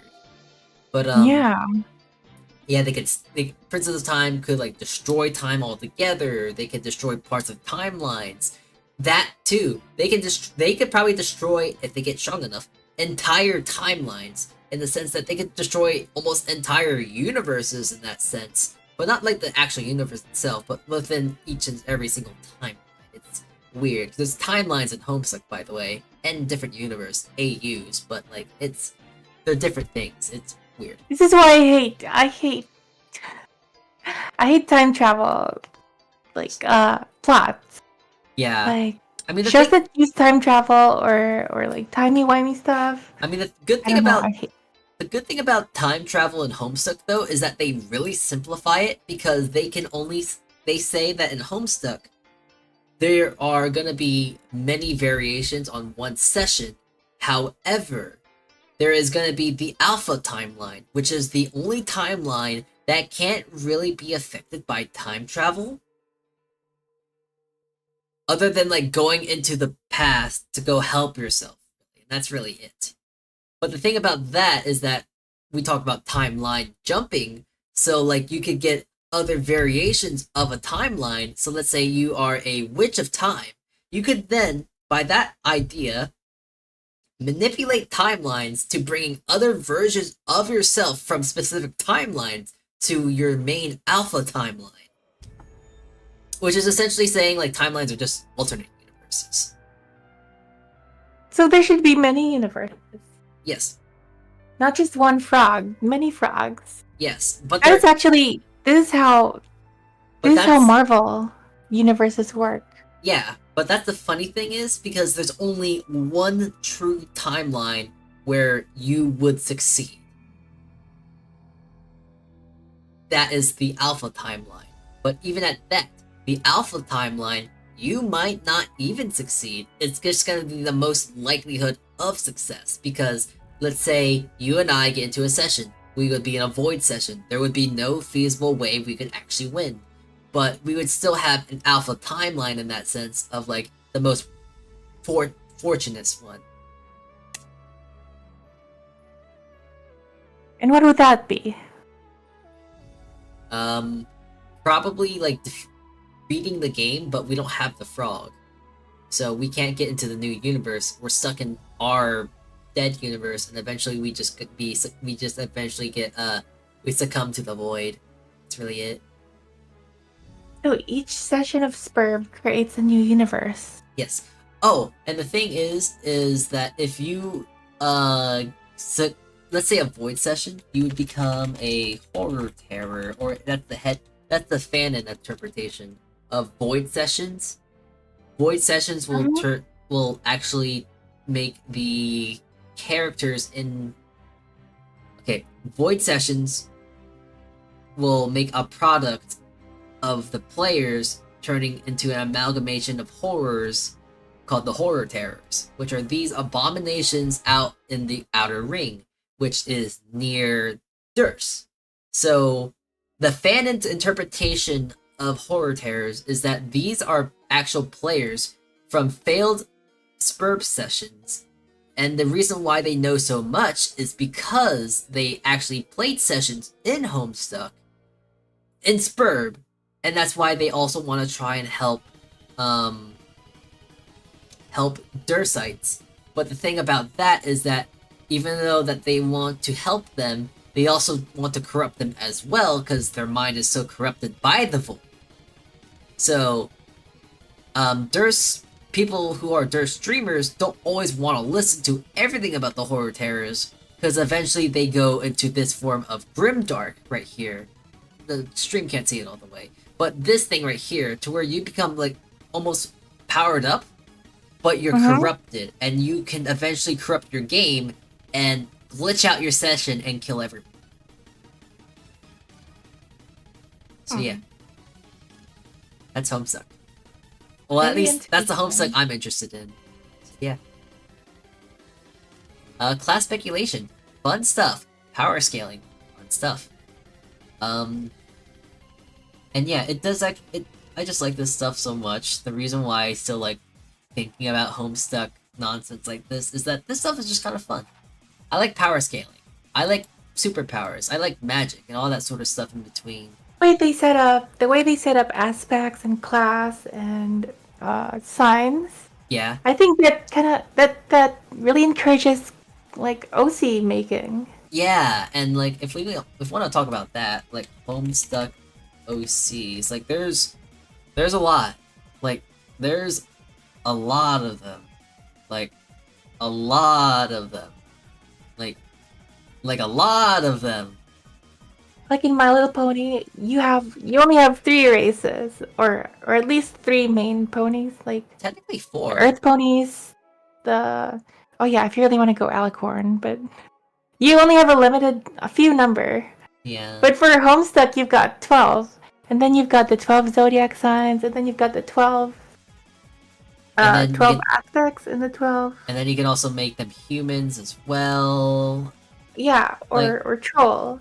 Yeah, like there's so much interpretation. Troll types, so there's a lot of customization. Yeah, and also I think the fun thing about another fun thing is just the whole thing of God tier and stuff. Like I personally really, really love this stuff because like look at like the amazing art that can really come from it.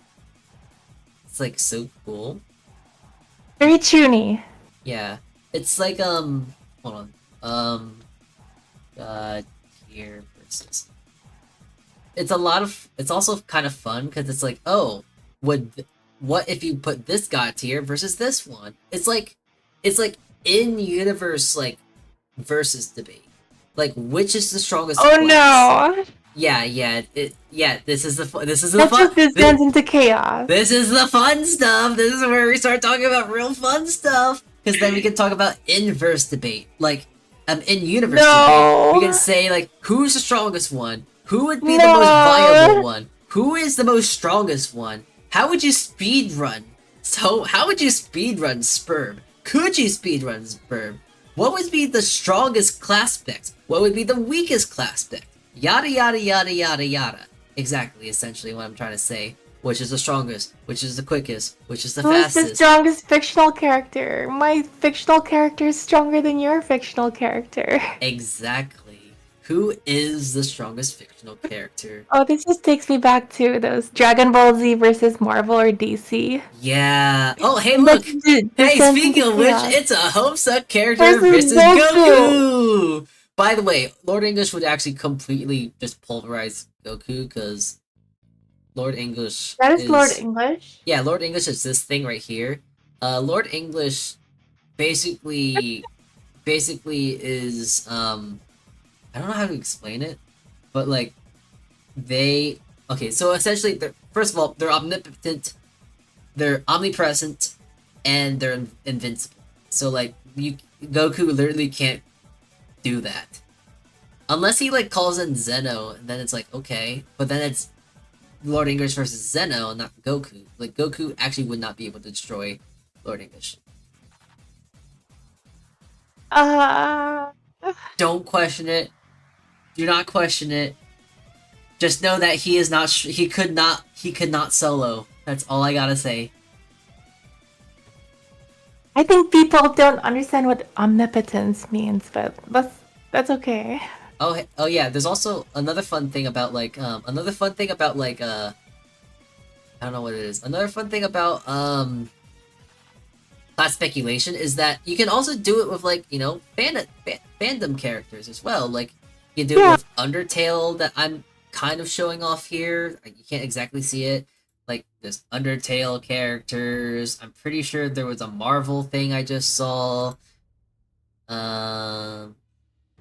Yeah. Oh, yeah, there's Flower.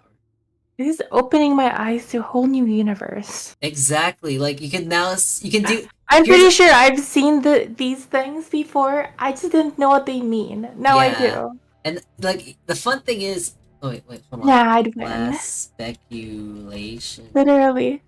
Class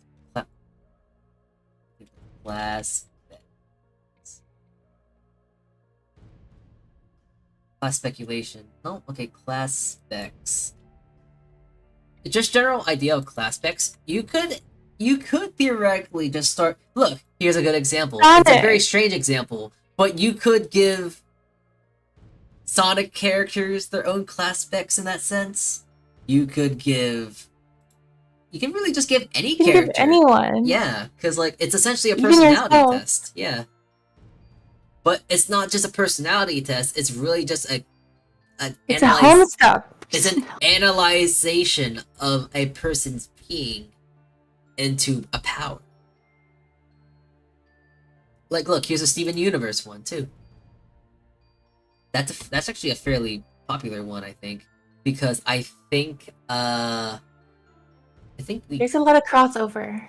No, I think there's the creator of Steven Universe actually acknowledged this post specifically about it. Really? I think. Superb. Oh, do you know Bluey? The dog? Yes. So the funny thing about that thing is that there are actually a multitudinous amount of reference of Homestuck in that show. Because really? I've never seen the show. I just know it exists. Hold on, wait. Bluey, Homestuck references. Yeah. Is that a Homestuck reference? Look, Durs, Prospit. Wow, isn't that crazy? I don't know. I don't really know much about them. I just don't think there are. Child's show. This is the kids show. Yeah. Yeah. No way Bluey has Homestuck references. Oh yeah, you better believe it. No way. Oh wait, yeah, here's some. Look at that. Look what Reddit has to say. Durs Prospit. That there's a symbol right here that is a reference to John Egbert. Those things right here are a reference to Jade. Honk. Honk is a reference to Gamzee. At least they're not showing a bucket. I bet they have. Oh no. I wouldn't be surprised, honestly. But also, like, you can't really say anything about that, because it's just meh. But, yeah, there's a lot of references to Homestuck. I mean, there's a few references to Homestuck in Bluey. Reference? So, yeah. Also, I haven't even touched on, like, the weird coincidences in Homestuck that happened in real life. Like, there was that clown posse juggalo thing that they marched down on, like, I don't know, Washington, and that was actually a canon event that actually happened in Homestuck. Wait, the Juggalos marched? Yeah. Didn't that happen a long time ago? Yes. I don't know. Was that before Homestuck? No, that was after Homestuck. Crazy. This is a bucket. Dear God, there's more. No! Oh my god, that quote actually makes a shocking amount of sense, and I hate that.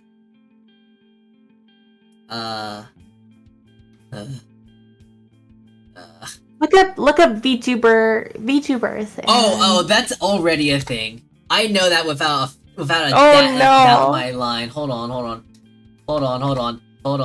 I know without a doubt in my mind. I know there is. Wait, Homestuck VTubers? I bet that's a thing. Yeah, yep, look at that. There's so many. There's one right there. The rabbit hole goes even deeper. Yeah. There's... You got... oh hey, look. It's a class speculation of a VTuber. Wow, isn't that amazing? Oh look! More! Isn't that neat? Sick nasty and all of that. Okay, so VTuber, God tiers. VTuber God tiers. Because I bet they exist. God tier is the class specs thing, blah blah blah blah blah. Maybe there's not class specs. Try putting it in HoloLive. Oh, yeah, you know what? That's probably better. HoloLive prospects. There's Mori. Gura. Oh no. Oh shoot, yeah, you're right, there they are! Oh my god. Year of Light. Made of Time, one who serves death and sick beats. I would be Crony. Yeah. Yeah. I think a better... Paco's Bills versus Zoe, let's go. Wait, where? Oh, wow, look at that. But, yeah, look at that. Wait, is that someone also doing a Homestuck special? That's crazy. That's crazy. Homestuck. Must be one of the new Holostars. Oh, man. Oh, hey, look! Here's Cancel! It's Crony and Sana! Oh my god, it's so crazy. Oh yeah, it is Sana. Space and time. Yeah. Oh, here. I know one that's definitely... Here's one that definitely exists. Oh yeah, definitely. Yep, that one definitely exists. I'm now just getting that off my stream because I hate that. Is Pinkie Pie a rogue? What's up? Was it Fluttershy? Who was the rogue? Okay, now you're making me interested. It was Fluttershy. Yeah, Fluttershy is a rogue of rage. I think Twilight is a Page of Blood. Pinkie Pie is a Heir of Time. Night of Wind, Night of Breath. Oh, that makes sense. Yeah, I don't know what Apple AJ is, but I know that that's a Sylph of Space. So yeah, that's all. Okay. What other fandoms do you want to look at? Because they do exist. I bet they exist. My Hero. Oh, that definitely exists. I know, like Midoriya is this exists. This already exists. I know that exists. This is an iconic image for me. I know this even one. Worse. Oh yes, how about getting two of the most toxic fandoms into one thing? Amazing. It's like a fusion dance. It's greater than the sum of its parts. It becomes so much worse. Cringy. Ha. Okay, let's do one more, and then I think that might be enough for the stream, and then we'll try and ask how everyone's doing. So, which one? They're not yet traumatized. Yeah. Who else do What's we want to another? What's a good one? What's a good one, chat? Chat. What's a good fandom? Which fandom shall we try and go harass with Homestuck? Any fandom, anyone. What is an annoying fandom? Has Been Hotel? Yeah, let's try that. I bet that one exists. Has Been Hotel. I mean, no, but kinda like there's. Not really. Wait, hold on. Oh wait, no, I think that's it. Does that count? Because like it's that's a bit of a stretch. I'm not very familiar with Has Been. Neither am I. I don't really know anything of what all this such is. I'm just saying though, because they look similar, but I don't know actually. Yeah. Please just. Someone mentioned Kingdom Hearts earlier. How about Kingdom Hearts? Oh, that's definitely a thing. That's definitely a thing.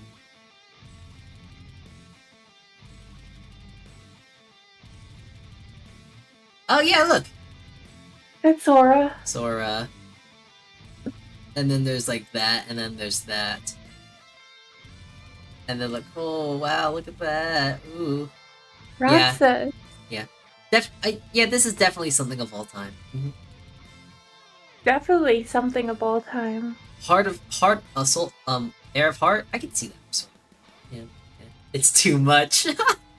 Oh yeah, so as we are ending up, that's pretty much stream today now. Yay! Yeah, you survived. You survived. Congratulations. Yay! We're done. That's the Homestuck stream. You all survived, chat. And also, I'm saying this not just because I want to end stream, but also our time for Homestuck talk is coming to an end. As you see, it's 11:18. 14. The day of 14 is almost over. So unfortunately, our talk of Homestuck has now been very, very cut short. You know what they say, all good things come to an end. That is true. It is true. Also, sorry. Also, all the music that I've been playing in the background, this has been music from Homestuck, by the way, just because I want to be on brand. Is it not copyrighted? I don't know, but I'll find out. Anyways, I'll find out. Yeah, wellness check, everyone. How are you all doing? How do you all feel about today's stream? I hope you all feel great. How are you all feeling? Confused? What is your sanity level right now? Yeah, what's everyone's sanity level? Wellness check. Wellness check. What's everyone's sanity at? How do you all feel about Homestuck? Low. Yeah, how do we feel about today? How do we feel about Homestuck? I might do a bit of cheating. Also, I'm gonna stop screen sharing. I'm also gonna do a bit of cheating because I'm gonna make some art tomorrow. Maybe post it tomorrow. We'll see. About Homestuck stuff. But yeah. Confused. I don't know what I'm going to. I'm not sure if I'm going to retain anything, but it was. Let me see if I retained anything. We'll check. We'll find out next year. Next year we'll talk about the story. Like we were talking about the basic fundamentals. We haven't even really touched the story. Yeah. Yeah, we haven't touched the story at all this year. So next year we'll talk about story, and then the year after that we'll probably talk about Homestuck Squared. Unfortunately. Homestuck Squared. Well, maybe. Oh, maybe. The part 2. Yeah. The thing that no one likes. I don't like Homestuck Squared. But yeah, that's it. That's today's stream. Whoa, Homestuck. Wow, I bet you're all wanting to be stuck at home. Sanity gone. This hole keeps getting deeper. Yeah, it's a pretty deep hole. I ain't gonna lie. It's a pretty deep bucket. Oh my god, I am going to feel so much pain now that I've told you about this bucket ordeal. I can't wait for you to now just go talk to people about buckets and then be really confused. Like, what do you mean about buckets? And then you just go like, oh, it's nothing. I actually have a lot of buckets. Okay, I hope From you use them in a normal human. From hardware. Yeah. Hardware stores. You're gonna I use your collect buckets. You're gonna use the buckets in a normal human manner, right? Not Yeah, troll of usage, course. right? Of Alright. course. Okay. Good. Okay. Well, if anyone on Twitch wants to jump on, I think we're gonna probably go raid someone, maybe? Actually, scratch that. Oh, wait, never mind, scratch that again! We're gonna go raid Chuya.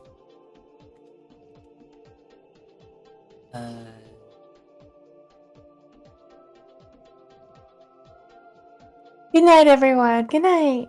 Oh, hold on. Raid Chuya. There we go.